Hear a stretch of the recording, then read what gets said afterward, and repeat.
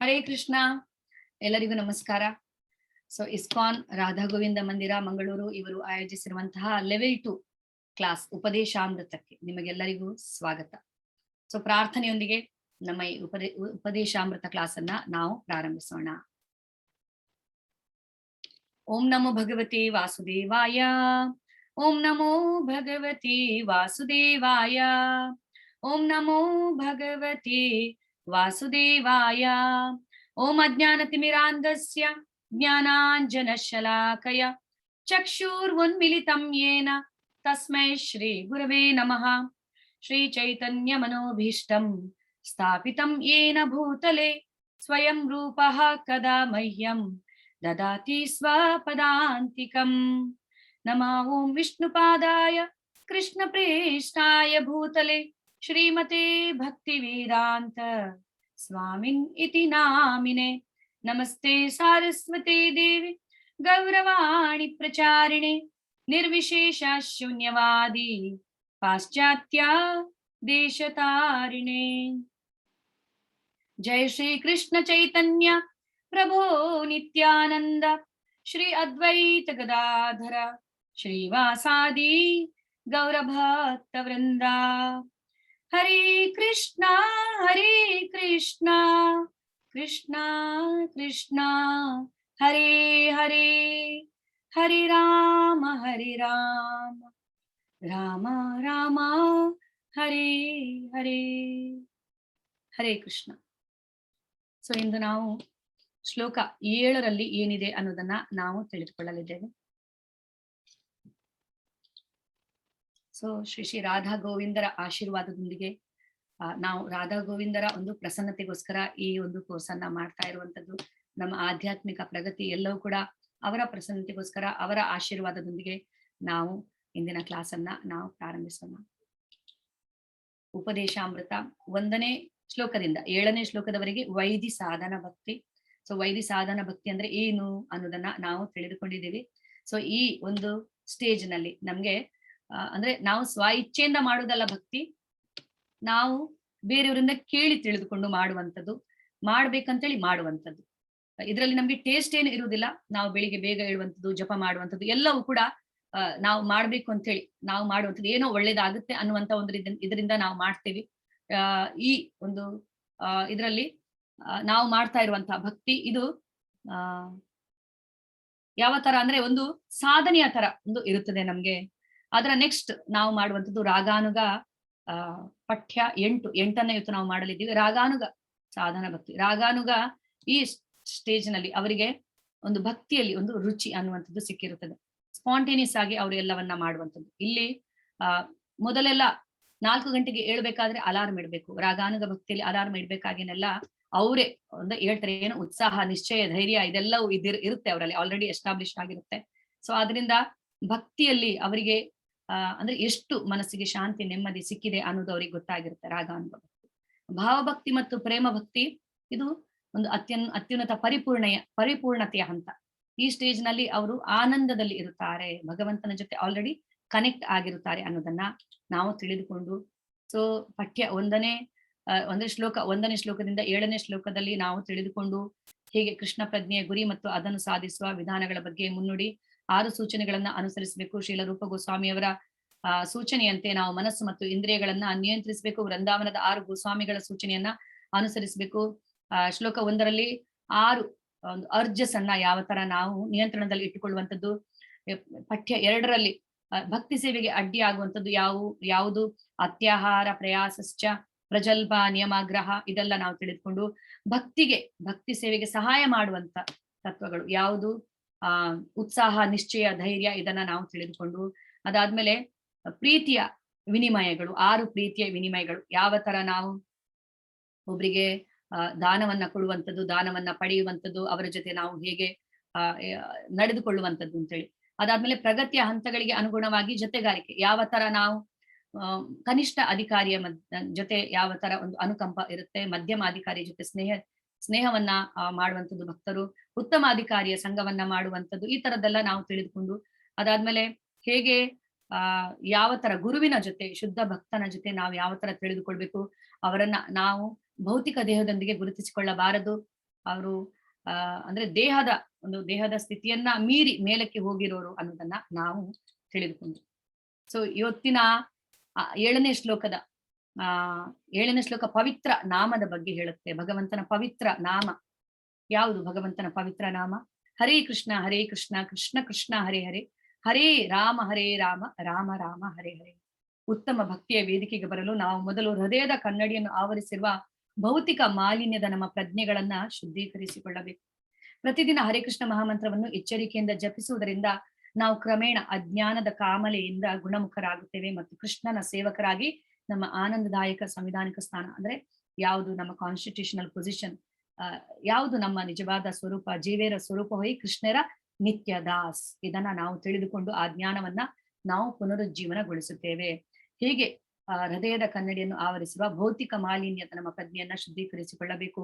ಚೈತನ್ಯ ಮಹಾಪ್ರಭುಗಳು ತಮ್ಮ ಶಿಕ್ಷಾಷ್ಟಕಮದಲ್ಲಿ ಮೊದಲ ಶ್ಲೋಕದಲ್ಲಿ ಹೇಳುತ್ತಾರೆ, ಚೇತೋ ದರ್ಪಣ ಮಾರ್ಜನಂ ಭವ ಮಹಾ ದಾವಾಗ್ನಿ ನಿರ್ವಾಪಣಂ ಶ್ರೇಯ ಕೈರವ ಚಂದ್ರಿಕಾ ವಿತರಣಂ ವಿದ್ಯಾವಧು ಜೀವನಂ. ಚೇತೋ ದರ್ಪಣ ಮಾರ್ಜನಂ ಅಂತ ಅವ್ರು ಹೇಳ್ತಾರೆ. ಹೇಗೆ ಕನ್ನಡಿಯಲ್ಲಿರುವಂತಹ ಧೂಳನ್ನ ಅದನ್ನ ಸ್ವಚ್ಛಗೊಳಿಸಿದಾಗ ನಮ್ಮನ್ನ ನಾವು ಹೇಗೆ ನೋಡಬಹುದು, ನಮ್ಮ ಪ್ರತಿಬಿಂಬವನ್ನ ನಾವು ಸ್ಪಷ್ಟವಾಗಿ ನೋಡಬಹುದು, ಅದೇ ತರ ನಾವು ನಮ್ಮ ಹೃದಯದ ಕನ್ನಡಿಯನ್ನು ಆವರಿಸಿರುವ ಭೌತಿಕ ಮಾಲಿನ್ಯದ ನಮ್ಮ ಪ್ರಜ್ಞೆಯನ್ನ ಶುದ್ಧೀಕರಿಸಿಕೊಳ್ಳಬೇಕು. ಸೊ ಇದನ್ನ ಹೇಗೆ ಮಾಡುವಂಥದ್ದು? ಭಗವಂತನ ನಾಮ ಜಪ. ಸೊ ನಾಮ ಜಪದ ಬಗ್ಗೆ ಏನು ಹೇಳಲಾಗಿದೆ ಈ ಶ್ಲೋಕದಲ್ಲಿ ಅನ್ನೋದನ್ನ ನಾವು ನೋಡೋಣ.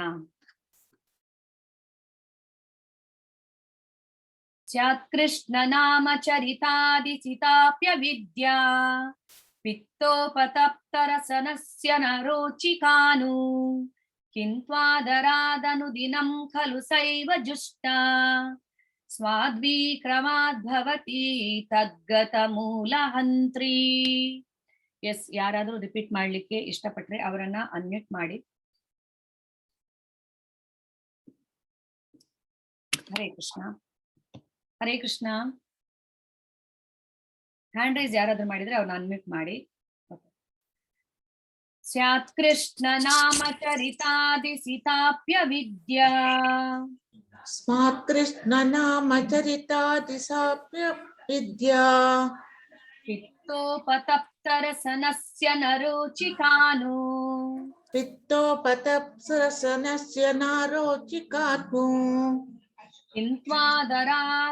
ಕಿಂತ್ವಾದರಾದನು ದಿನ ಖಲು ಸೈವ ಜುಷ್ಟ ಕೃಷ್ಣಾದರಾನದುದಿಂ ಖಲು ಸೈವ ಜುಸ್ಮಾ ಜುಷ್ಟ ಸ್ವಾದ್ವಿಕ್ರಮಾದ್ಭವತಿ ತದ್ಗದ ಮೂಲಹಂತ್ರಿ. ಸಾದ್ವಿಕ್ರಮಾದ್ವಿಭವತಿ ತದ್ಗತ ಮೂಲಹಂತ್ರಿ.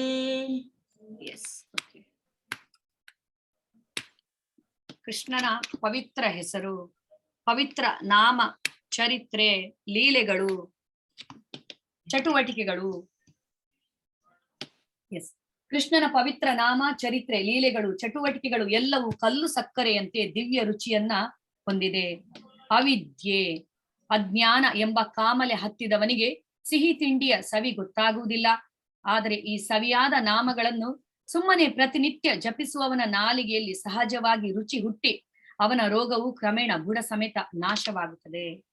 ಎಸ್, ಸೊ ಕೃಷ್ಣನ ಪವಿತ್ರ ನಾಮ, ಚರಿತ್ರೆ, ಲೀಲೆ, ಚಟುವಟಿಕೆ, ನಾಮ, ರೂಪ, ಗುಣ, ಲೀಲೆಗಳು ಎಲ್ಲವೂ ಕಲ್ಲು ಸಕ್ಕರೆಯಂತೆ ತುಂಬಾ ಸ್ವೀಟ್ ಆಗಿದೆ ಅಂತ ಹೇಳಿ.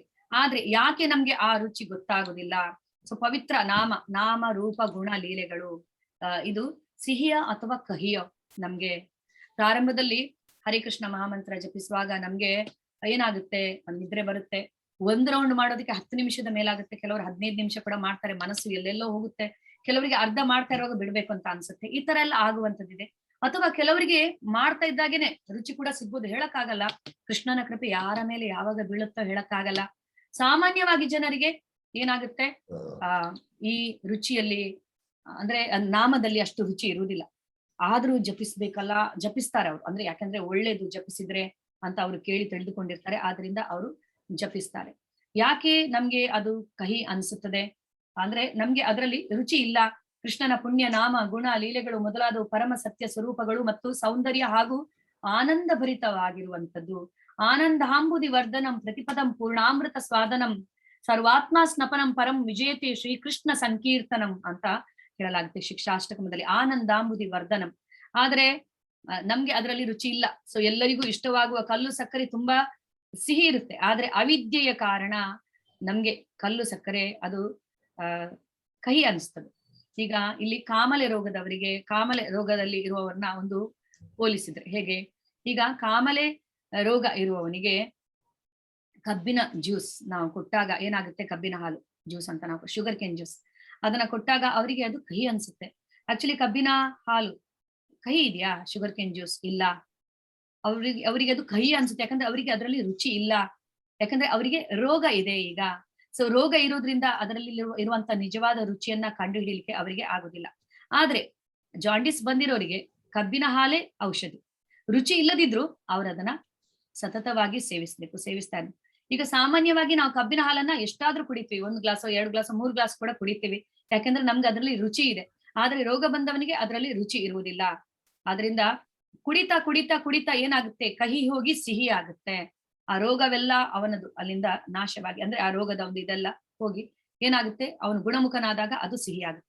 ಅದೇ ತರ ಪ್ರಾರಂಭದಲ್ಲಿ ನಮ್ಗೆ ಏನಾಗುತ್ತೆ, ಈ ಹರಿನಾಮ ಇದು ಈಗ ನಮ್ಗೂ ಕೂಡ ಇಲ್ಲಿ ಭವರೋಗ ಅನ್ನುವಂಥದ್ದು ಬಂದಿದೆ. ಭೌತಿಕತೆಯ ರೋಗ, ಎಲ್ಲವನ್ನ ನಾವು ಭೌತಿಕ ದೃಷ್ಟಿಯಿಂದ ನೋಡುತ್ತೇವೆ. ಭೌತಿಕತೆಯಲ್ಲಿ ನಾವು ಸಂತೋಷವನ್ನ ಹುಡುಕೋದಕ್ಕೆ ಪ್ರಯತ್ನವನ್ನ ಪಡ್ತೇವೆ. ಆದ್ರಿಂದ ನಮ್ಗೆ ಹರಿನಾಮದಲ್ಲಿ ರುಚಿ ಅನ್ನುವಂಥದ್ದು ಸಿಗುವುದಿಲ್ಲ. ಆದ್ರೆ ನಾವು ಬಿಡಬಾರ್ದು, ಅದನ್ನ ಮಾಡ್ತಾ ಮಾಡ್ತಾ ನಾವು ಜಪಿಸ್ತಾ ಹೋದಾಗ ನಮ್ಗೆ ಆ ಸಿಹಿಯ ಅನುಭವ ಅದು ಆಗುತ್ತದೆ. ಕೃಷ್ಣ ಪ್ರಜ್ಞೆಯನ್ನು ಕ್ರಮವಾಗಿ ಬೆಳೆಸಿಕೊಳ್ಳುವುದರಿಂದ ಅಂತಹ ಆಧ್ಯಾತ್ಮಿಕ ಸ್ವಾಸ್ಥ್ಯ ಸ್ಥಿತಿಯನ್ನು ಪುನಃ ಗಳಿಸಲು ಸಾಧ್ಯವಾಗುತ್ತದೆ. ಸೊ ಹೇಗೆ ನಾವು ಮತ್ತೆ ಅದನ್ನ ಸವಿಯುವ ತರ ನಮ್ಗೆ ಆಗುತ್ತೆ ಅಂತ ಹೇಳಿ. ಸೊ ಆದ್ರೆ ಐಹಿಕ ಜಗತ್ತಿನಲ್ಲಿ ವ್ಯಕ್ತಿಯು ಕೃಷ್ಣ ಪ್ರಜ್ಞೆಗಿಂತ ಹೆಚ್ಚಾಗಿ ಲೌಕಿಕ ಜೀವನದ ವಿಧಾನದಲ್ಲಿ ಹೆಚ್ಚು ಆಸಕ್ತಿ ತಳೆದರೆ ಅವನನ್ನು ರೋಗ ಪೀಡಿತನೆಂದು ಭಾವಿಸಲಾಗುವುದು. ರೋಗವಿಲ್ಲದ ಸ್ಥಿತಿ ಅಂದ್ರೆ ಏನು? ಭಗವಂತನ ನಿತ್ಯ ಕಿಂಕರನಾಗಿರುವಂಥದ್ದು. ಜೀವೇರ ಸ್ವರೂಪ ಹೋಯ್ ಕೃಷ್ಣರ ನಿತ್ಯ ದಾಸ್. ಸೊ ನಾವು ಯಾವತ್ತಿದ್ರು ದಾಸರೇ, ಯಾವತ್ತೂ ನಾವು ಬಾಸ್ ಆಗ್ಲಿಕ್ಕೆ ಸಾಧ್ಯನೇ ಇಲ್ಲ. ಸೊ ನಮ್ಮನ್ನ ನಾವು ಬಾಸ್ ಅಂತ ನಾವು ತಿಳ್ಕೊಂಡಿದೀವಿ, ಅದೇ ನಿಜವಾದ ಅಂದ್ರೆ ನಾವು ರಾಂಗ್ ಡೆಸಿಗ್ನೇಷನ್. ಮೊದಲು ನಾವು ನಮ್ಮ ಡೆಸಿಗ್ನೇಷನ್ ಅನ್ನ ಸರಿ ಮಾಡ್ಕೊಳ್ಬೇಕು. ನಾವು ಯಾವತ್ತು ಬಾಸ್ ಆಗ್ಲಿಕ್ಕೆ ಸಾಧ್ಯನೇ ಇಲ್ಲ. ಸೊ ಬಾಸ್ ಆನ್ ಬಾಸ್ ಅನ್ನುವಂಥದಕ್ಕೆ ಬೆಲೆ ಇದೆ ಈ ಭೌತಿಕ ಪ್ರಪಂಚದಲ್ಲಿ. ಆದ್ರೆ ಆಧ್ಯಾತ್ಮಿಕತೆಯಲ್ಲಿ ದಾಸರ ಮನೆಯ ದಾಸಾನು ದಾಸ ನಾನು ಕೊನೆಯ ದಾಸ ಅನ್ನುವಂತಹ ಪದಕ್ಕೆ ತುಂಬಾನೇ ಮಹತ್ವವಿದೆ. ಆದ್ರಿಂದ ದಾಸ ಅನ್ನುವಂಥ ಪದ ನಮ್ಗೆಲ್ಲ ದೀಕ್ಷೆ ಸಿಕ್ಕಿದಾಗ ಯಾಕೆ ದಾಸ ದಾಸಿ ಅಂತ ಆಡ್ ಮಾಡಲಾಗುತ್ತೆ? ಎಂದಿಗಿದ್ರು ನೀನು ದಾಸ ಅನ್ನುವಂಥದ್ದು ನಿನ್ನ ಹೆಸರಿನಲ್ಲೇ ಜೊತೆಯಲ್ಲೇ ಇದ್ದಾಗ್ಲೇ ನಿನ್ಗೆ ಅದರ ನೆನಪಾಗುವಂಥದ್ದು. ಸೊ ಆದ್ರಿಂದ ದೀಕ್ಷೆ ಸಿಕ್ಕುವಾಗ ನಮ್ಮ ಹೆಸರಿಗೆ ದಾಸ ಅಥವಾ ದಾಸಿ, ದೇವಿದಾಸಿ ಅಥವಾ ದಾಸ ಅಂತ ಆಡ್ ಮಾಡೋದು ಇದೇ ಕಾರಣದಿಂದ. ನೆನಪಿರಲಿ, ಪ್ರತಿ ಸತಿ ನಿನ್ನ ಹೆಸರನ್ನ ನೀನು ನೋಡಿದಾಗ ನೀನು ಭಗವಂತನ ದಾಸ ಅಥವಾ ದಾಸಿ, ನೀನು ಯಾವತ್ತು ಬಾಸ್ ಅಲ್ಲ ಅಂತೇಳಿ. ಸೊ ಹಾಗೆ ಇಲ್ಲಿ ಯಾವ ತರ ನಮ್ಮ ಈ ಭೌತಿಕ ಜಗತ್ತಿಗೆ ನಾವು ಅಂಟಿಕೊಂಡಿದ್ದಾಗ ನಮ್ಮನ್ನ ರೋಗ ಪೀಡಿತರು ಅಂತ ಹೇಳಲಾಗುತ್ತದೆ. ಸೊ ಹೀಗೆ ಇಲ್ಲಿ ಯಾವ ತರ ಇರುತ್ತೆ ಅಂದ್ರೆ, ಈ ಮಾಯಾ ಪ್ರಪಂಚವನ್ನ ದುರಾಶ್ರಯ ಅಂದ್ರೆ ಹುಸಿಯಾದ ಅಥವಾ ಕೆಟ್ಟ ಆಶ್ರಯ ಎಂದು ಕರೆಯುತ್ತಾರೆ. ದುರಾಶ್ರಯವನ್ನು ನಂಬುವವರು ಬಿಸಿಲು ಕುದುರೆಯನ್ನು ಬೆಂಬತ್ತಿದವನಂತಾಗುತ್ತಾನೆ. ಐಹಿಕ ಜಗತ್ತಿನಲ್ಲಿ ಪ್ರತಿಯೊಬ್ಬರು ಸುಖವಾಗಿರಲು ಪ್ರಯತ್ನಿಸುತ್ತಾರೆ ಅಲ್ವಾ? ಎಲ್ರಿಗೂ ತಾವು ಸಂತೋಷವಾಗಿರಬೇಕೆಂಬ ಒಂದು ಹಂಬಲ ಇದ್ದೇ ಇರುತ್ತೆ. ಆದ್ರೆ ಸುಖವಾಗಿರೋದಕ್ಕೆ ಹೇಗೆ ಸಾಧ್ಯ? ಸುಖ ಯಾವಾಗ ನಾವು ನಿಜವಾದ ಸುಖ ಸಂತೋಷವನ್ನ ನಾವು ಪಡೆಯಬಹುದು? ಭಗವದ್ಗೀತೆಯಲ್ಲಿ ಭಗವಂತ ಹೇಳ್ತಾರೆ, ನಾಸ್ತಿ ಬುದ್ಧಿ ಅಯುಕ್ತಸ್ಯ ನಚಾಯುಕ್ತಸ್ಯ ಭಾವನಃ ನಚಾಭಾವಯತ ಶಾಂತಿರ್ ಅಶಾಂತಸ್ಯ ಕುತಃ ಸುಖಂ. ಯಾರು ಭಗವಂತನ ಜೊತೆ ಕನೆಕ್ಟ್ ಆಗ್ಲಿಲ್ವೋ ಅವರಿಗೆ ಸ್ಥಿರ ಬುದ್ಧಿ ಇಲ್ಲದಿರುವವನಿಗೆ ಸುಖವೆಲ್ಲಿ, ಸುಖ ಇಲ್ಲದಿರುವವನಿಗೆ ಶಾಂತಿಯಲ್ಲಿ ಅನ್ನೋದನ್ನ ಭಗವಂತ ಹೇಳ್ತಾರೆ. ಆದ್ರಿಂದ ನಿಜವಾಗ್ಲೂ ಸುಖ, ಶಾಂತಿ, ನೆಮ್ಮದಿ ಬೇಕಂತ ಇದ್ರೆ ನಾವು ಪರಮಾತ್ಮನ ಜೊತೆ ಕನೆಕ್ಟ್ ಆಗ್ಲೇಬೇಕು. ಎಲ್ಲಿಯವರೆಗೆ ಈ ಆತ್ಮ ಪರಮಾತ್ಮನ ಜೊತೆ ಕನೆಕ್ಟ್ ಆಗೋದಿಲ್ವೋ ಅಲ್ಲಿಯವರೆಗೆ ನಮ್ಗೆ ನಿಜವಾದ ಆನಂದದ ಅನುಭವ ಆಗ್ಲಿಕ್ಕೆ ಸಾಧ್ಯವಿಲ್ಲ. ಬಟ್ ಎಲ್ಲರೂ ಕೂಡ ಸುಖವಾಗಿರಲು ಪ್ರಯತ್ನಿಸುತ್ತಾರೆ. ಅವರ ಲೌಕಿಕ ಪ್ರಯತ್ನಗಳು ಎಲ್ಲಾ ವಿಧದಲ್ಲೂ ಭಂಗವಾದರೂ ಅಜ್ಞಾನದಿಂದ ಅವರಿಗೆ ತಮ್ಮ ತಪ್ಪುಗಳು ಅರ್ಥವಾಗುವುದಿಲ್ಲ. ಜನರು ಒಂದು ತಪ್ಪನ್ನು ಸರಿಪಡಿಸಲು ಹೋಗಿ ಇನ್ನೊಂದು ತಪ್ಪನ್ನು ಮಾಡುತ್ತಾರೆ. ಸೊ ನಾವು ಏನ್ ಮಾಡ್ತೀವಿ, ಒಂದು ತಪ್ಪನ್ನ ನಾವು ಸರಿಪಡಿಸೋದಕ್ಕೆ ಹೋಗಿ ಮತ್ತೆ ತಪ್ಪುಗಳ ಮೇಲೆ ತಪ್ಪುಗಳು. ಯಾಕಂದ್ರೆ ಇಲ್ಲಿ ಸರಿ ಯಾವುದು ತಪ್ಪು ಯಾವುದು ಅಂತೇಳಿ ನಿರ್ಧರಿಸಲಿಕ್ಕೆ ಆಗದಿರುವಂತಹ ಪರಿಸ್ಥಿತಿ ನಮ್ದು. ಯಾಕಂದ್ರೆ ಸರಿ ತಪ್ಪು, ಧರ್ಮ ಅಧರ್ಮ, ಕರ್ತವ್ಯ ಯಾವುದು ಅಲ್ಲ, ಎಲ್ಲವನ್ನ ಶಾಸ್ತ್ರಗಳ ಪ್ರಕಾರ ತಿಳಿದುಕೊಳ್ಳಬೇಕು ಹೊರತು ನಮ್ಮ ಒಂದು ಲಿಮಿಟೆಡ್ ಜ್ಞಾನದ ಮೂಲಕ ನಾವು ಅರ್ಥ ಮಾಡಿಕೊಳ್ಳುವುದು ಅಲ್ಲ. ಸೊ ಐಹಿಕ ಜಗತ್ತಿನಲ್ಲಿ ಬದುಕಲು ಹೋರಾಡುವ ವಿಧಾನ ಇದೆ. ಈ ಪರಿಸ್ಥಿತಿಯಲ್ಲಿ ಇರುವವನಿಗೆ ಕೃಷ್ಣ ಪ್ರಜ್ಞೆಯನ್ನು ಅವಲಂಬಿಸಿ ಸುಖವಾಗಿರಬೇಕೆಂದು ಹೇಳಿದರೆ ಅವನಿಗೆ ಅಂತಹ ಉಪದೇಶಗಳು ಪಥ್ಯವಾಗುವುದಿಲ್ಲ. ಸೊ ಭಗವಂತ ಹೇಳ್ತಾರೆ, ನನಗೆ ಯಾರು ಶರಣಾಗುವುದಿಲ್ಲ ಅಂತ. ಅದಕ್ಕಿಂತ ಮುಂಚೆ ಈಗ ಹೇಗೆ ಭಗವಂತನ ನಾಮ ರೂಪ ಗುಣ ಲೀಲೆ ಇದು ಮಧುರವಾಗಿದೆ ಅನ್ನೋದನ್ನ, ಎಷ್ಟು ಸಿಹಿಯಾಗಿದೆ, ಅದು ಕಲ್ಲು ಸಕ್ಕರೆಯ ತರ ಸಿಹಿಯಾಗಿದೆ, ಭಕ್ತರಿಗೆ ಅದು ತುಂಬಾ ಸಿಹಿಯಾಗಿರುವಂತದ್ದು. ಮಧುರಾಷ್ಟಕಮಲ್ಲಿ ಹೀಗೆ ಹೇಳಲಾಗಿದೆ, ಮಧುರಂ ಮಧುರೇಭ್ಯೋಪಿ ಮಂಗಲೇಭ್ಯೋಪಿ ಮಂಗಲಂ ಪಾವನಂ ಪಾವನೇಭ್ಯೋಪಿ ಹರೇ ನಾಮೈವ ಕೇವಲಂ ಬ್ರಹ್ಮಸ್ತಂಭ ಪರ್ಯಂತಂ ಸರ್ವಮಾಯಾಮಯಂ ಜಗತ್ ಸತ್ಯಂ ಸತ್ಯಂ ಪುನಃ ಸತ್ಯಂ ಹರೇ ನಾಮೈವ ಕೇವಲಂ ಹರೇ ನಾಮೈವ ಕೇವಲಂ. ತುಂಬಾ ಮಧುರವಾಗಿರುವಂತದ್ದು ಭಗವಂತನ ನಾಮ, ಆದ್ರೆ ನಮ್ಗೆ ಅದರ ರುಚಿ ಇಲ್ಲ. ಸೊ ಮಧುರಂ ಮಧುರೇಭ್ಯೋಪಿ, sweetest of all sweets, more sweet than all other sweet things, more auspicious than all other auspicious things. ತುಂಬಾ ಮಧುರದಲ್ಲಿ ಮಧುರವಾಗಿರುವಂತದ್ದು. ಮಂಗಲೇಭ್ಯೋಪಿ ಮಂಗಲಂ, ಎಲ್ಲ ಅಮಂಗಲಕರವನ್ನ ಹೋಗಲಾಡಿಸಿ ಮಂಗಲವನ್ನ ತರಬಲ್ಲದು ಜೀವಿಗಳಿಗೆ ಈ ಭಗವಂತನ ಪವಿತ್ರ ನಾಮ. ಪಾವನಂ ಪಾವನೇಭ್ಯೋಪಿ, ಈ ಜಗತ್ತಿನಲ್ಲಿರುವ ಯಾವುದೇ ಅಪವಿತ್ರತೆ ಭಗವಂತನ ನಾಮದಿಂದ ಪವಿತ್ರವಾಗದೇ ಇರುವಂತದ ಭಗವಂತನ ನಾಮದಿಂದ ಪವಿತ್ರವಾಗದೇ ಇರುವಂತಹ ಅಪವಿತ್ರತೆ ಇರ್ಲಿಕ್ಕೆ ಸಾಧ್ಯನೇ ಇಲ್ಲ ಇಲ್ಲಿ. ಅಷ್ಟು ಪವಿತ್ರವಾಗಿದೆ ಭಗವಂತನ ನಾಮ. ಸೊ ನಮ್ಮ ಯಾವ ಅಪವಿತ್ರತೆ ಕೂಡ ನಾಮಕ್ಕೆ ಅದು ಟಚ್ ಆಗುದಿಲ್ಲ. ಭಗವಂತನ ಪವಿತ್ರ ನಾಮವನ್ನ ಜಪಿಸಿದಾಗ ನಾವು ಪವಿತ್ರರಾಗುತ್ತೇವೆ. ಹೇಗೆ ಸೂರ್ಯನ ಬೆಳಕಿನಿಂದ ಎಲ್ಲವೂ ಪವಿತ್ರವಾಗುತ್ತದೆ, ಚರಂಡಿಯಲ್ಲಿರುವ ನೀರು ಕೂಡ ಆವಿಯಾಗಿ ಅದು ಪವಿತ್ರವಾಗುತ್ತದೆ ಎಲ್ಲಾ ಸ್ಥಳ ಸೂರ್ಯನ ಬೆಳಕಿಗೆ ಹೇಗಾಗುತ್ತೋ ಅದೇ ತರ ಅದಕ್ಕಿಂತನೂ ಇದು ಭಗವಂತನ ನಾಮವಂತೂ ಇನ್ನೂ ಪಾವನಗೊಳಿಸುವಂಥದ್ದು ಎಲ್ಲರನ್ನ. ಹರೇ ನಾಮೈವ ಕೇವಲಂ, ಕೇವಲ ಹರಿನಾಮ ಒಂದೇ. ಆ ಬ್ರಹ್ಮನ ಲೋಕದಿಂದ ಹಿಡಿದು ಕೆಳಗಿನ ಬ್ರಹ್ಮನ ಸತ್ಯಲೋಕದಿಂದ ಹಿಡಿದು ಕೆಳಗಿನ ಪಾತಾಳ ಲೋಕದವರೆಗೆ ಎಲ್ಲವೂ ಮಾಯೆಯ ಪ್ರಭಾವಕ್ಕೆ ಒಳಪಡುತ್ತೆ. ಭೌತಿಕ ಜಗತ್ತಿನ ಲಕ್ಷಣ ಇದು, ಮಾಯೆಯ ಪ್ರಭಾವಕ್ಕೆ ಒಳಪಡುವಂಥದ್ದು. ಸರ್ವ ಮಾಯಾಮಯಂ ಜಗತ್ ಸತ್ಯಂ ಸತ್ಯಂ ಪುನಃ ಸತ್ಯಂ ಹರೇ ನಾಮೈವ ಕೇವಲಂ. ಯಾವುದು ಸತ್ಯ? ಹರಿಯ ನಾಮ ಒಂದೇ ಸತ್ಯ, ಬೇರೆ ಯಾವುದು ಸತ್ಯವಿಲ್ಲ. ಸೊ ಈಗ ಶವವನ್ನು ಹೊತ್ತುಕೊಂಡು ಹೋಗುವಾಗ ಉತ್ತರ ಭಾರತದ ಕಡೆ ಎಲ್ಲ ಏನ್ ಹೇಳ್ತಾರೆ? ರಾಮ ನಾಮ ಸತ್ಯ ಹೇ, ರಾಮ ನಾಮ ಸತ್ಯ ಹೇ ಅಂತ ಹೇಳ್ತಾರೆ ಅಲ್ವಾ. ಸೊ ಯಾರಿಗೆ ಹೇಳ್ತಾ ಇರುವಂತದ್ದು ಅವರು? ರಾಮ ನಾಮ ಸತ್ಯ ಅಂತ ಹೇಳಿ ಸತ್ತಿರೋರಿಗೆ ಹೇಳ್ತಾ ಇದ್ದಾರಾ? ಸತ್ತಿರೋರಿಗಂತೂ ಅದು ಕೇಳುವುದೂ ಇಲ್ಲ, ಅವರು ಹೋಗಿದ್ದಾರೆ ಆಲ್ರೆಡಿ. ಹೇಳ್ತಾ ಇರುವಂತದ್ದು ಬದುಕಿರೋರಿಗೆ, ಇನ್ನಾದ್ರೂ ತಿಳಿದುಕೋ, ಇವನ ಹೆಣವನ್ನ ಹೊತ್ಕೊಂಡು ಹೋಗ್ತಾ ಇದ್ಯಾ ನೀನು, ಏನು ಉಳಿಯಿತು ಈಗ? ಅವನು ಮಾಡಿರುವ ಭಕ್ತಿ ಮಾತ್ರ ಉಳಿಯುತ್ತದೆ. ನೀನು ರಾಮನಾಮವನ್ನ ಈ ಜನ್ಮದಲ್ಲಿ ನೀನು ಜಪಿಸಿದರೆ ಅದು ಮಾತ್ರ ಉಳಿಯುತ್ತದೆ. ಭಕ್ತಿ ಯಾವತ್ತೂ ಕ್ಷಯಿಸುವುದಿಲ್ಲ, ಎಲ್ಲವೂ ಕ್ಷಯಿಸ್ತದೆ ಅಲ್ವಾ. ಪುಣ್ಯವು ಕ್ಷಯಿಸುತ್ತದೆ, ಎಲ್ಲವೂ ಕ್ಷಯಿಸ್ತದೆ, ಭಕ್ತಿ ಆಡ್ ಆಗ್ತಾ ಹೋಗುತ್ತೆ. ಆದ್ರಿಂದ ರಾಮನಾಮವನ್ನ ಜಪಿಸು, ಇನ್ನಾದ್ರೂ ಎಚ್ಚೆತ್ತುಕೊಂಡು, ಅದೇ ಒಂದೇ ಸತ್ಯ ಅಂತ ಹೇಳಿ. ಸೊ ಸತ್ಯಂ ಸತ್ಯಂ ಪುನಃ ಸತ್ಯಂ ಹರೇ ನಾಮೈವ ಕೇವಲಂ ಅಂತ ಹೇಳಲಾಗಿದೆ. ಸೊ ಇಲ್ಲಿ ತುಂಬಾ ಸಿಹಿಯಾಗಿರುವಂತದ್ದು, ಕಲ್ಲು ಸಕ್ಕರೆಯಂತೆ ಸಿಹಿ ಅಂತ ಹೇಳಲಾಗಿದೆ ಭಗವಂತನ ನಾಮ. ಅದಕ್ಕೋಸ್ಕರ ನಾನು ಉದಾಹರಣೆಗೋಸ್ಕರ ಇದನ್ನ ನಾನು ನಿಮ್ಗೆ ಹೇಳಿದೆ, ಮಧುರಾಷ್ಟಕವನ್ನ. ಸೊ ಕೆಲವರು ಹೇಳ್ತಾರೆ ಭಗವಂತನ ನಾಮವನ್ನ ಯಾಕೆ ನಾವು ಈಗಲೇ ಜಪಿಸ್ಬೇಕು, ವಯಸ್ಸಾದ ಮೇಲೆ ಜಪಿಸಿದ್ರೆ ಸಾಕು, ಓಲ್ಡ್ ಏಜ್ ಅಲ್ಲಿ ನಾವು ಜಪಿಸಿದ್ರೆ ಸಾಕು ಅಂತ ಅರ್ಜೆಂಟ್ ಏನಿದೆ? ಜಪಮಾಲೆ ಹಿಡ್ಕೊಂಡು ಜಪಿಸುವಂತದ್ದು ಇದೆಲ್ಲ ಮುದುಕರು ಮಾಡುವಂತ ಕೆಲಸ, ನೀವ್ಯಾಕೆ ಮಾಡ್ಬೇಕಂತ ಕೆಲವರು ಹೇಳ್ಬೋದು. ಸೊ ಪ್ರಭುಪಾದರು ಹೇಳ್ತಾರೆ, ಯಾರಿಗೊತ್ತು ಓಲ್ಡ್ ಏಜ್ ಅವರ ಜೀವನದಲ್ಲಿ ಬರುತ್ತೋ ಇಲ್ವೋ ಅಲ್ವಾ. ನಮ್ಗೆ ಏನಾದ್ರೂ ಗೊತ್ತಿದ್ಯಾ?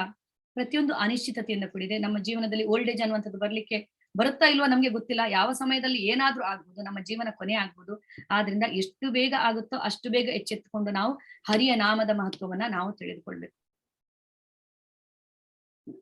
ಮುದುಕರಾದ್ಮೇಲೆ ನಮ್ಮ ದೇಹ ನಮ್ಮ ಸಾಥ್ ಕೊಡದೇ ಇರ್ಬೋದು, ನಮ್ಮ ಅಂದ್ರೆ ನೆನಪಿನ ಶಕ್ತಿ ಕುಂದುತ್ತೆ, ನಮ್ಗೆ ಜಪಿಸ್ಲಿಕ್ಕೆ ಆಗದೆ ಇರ್ಬೋದು, ನಮ್ಗೆ ಅನಾರೋಗ್ಯ ನಮ್ಮನ್ನ ಕಾಡ್ಬೋದು.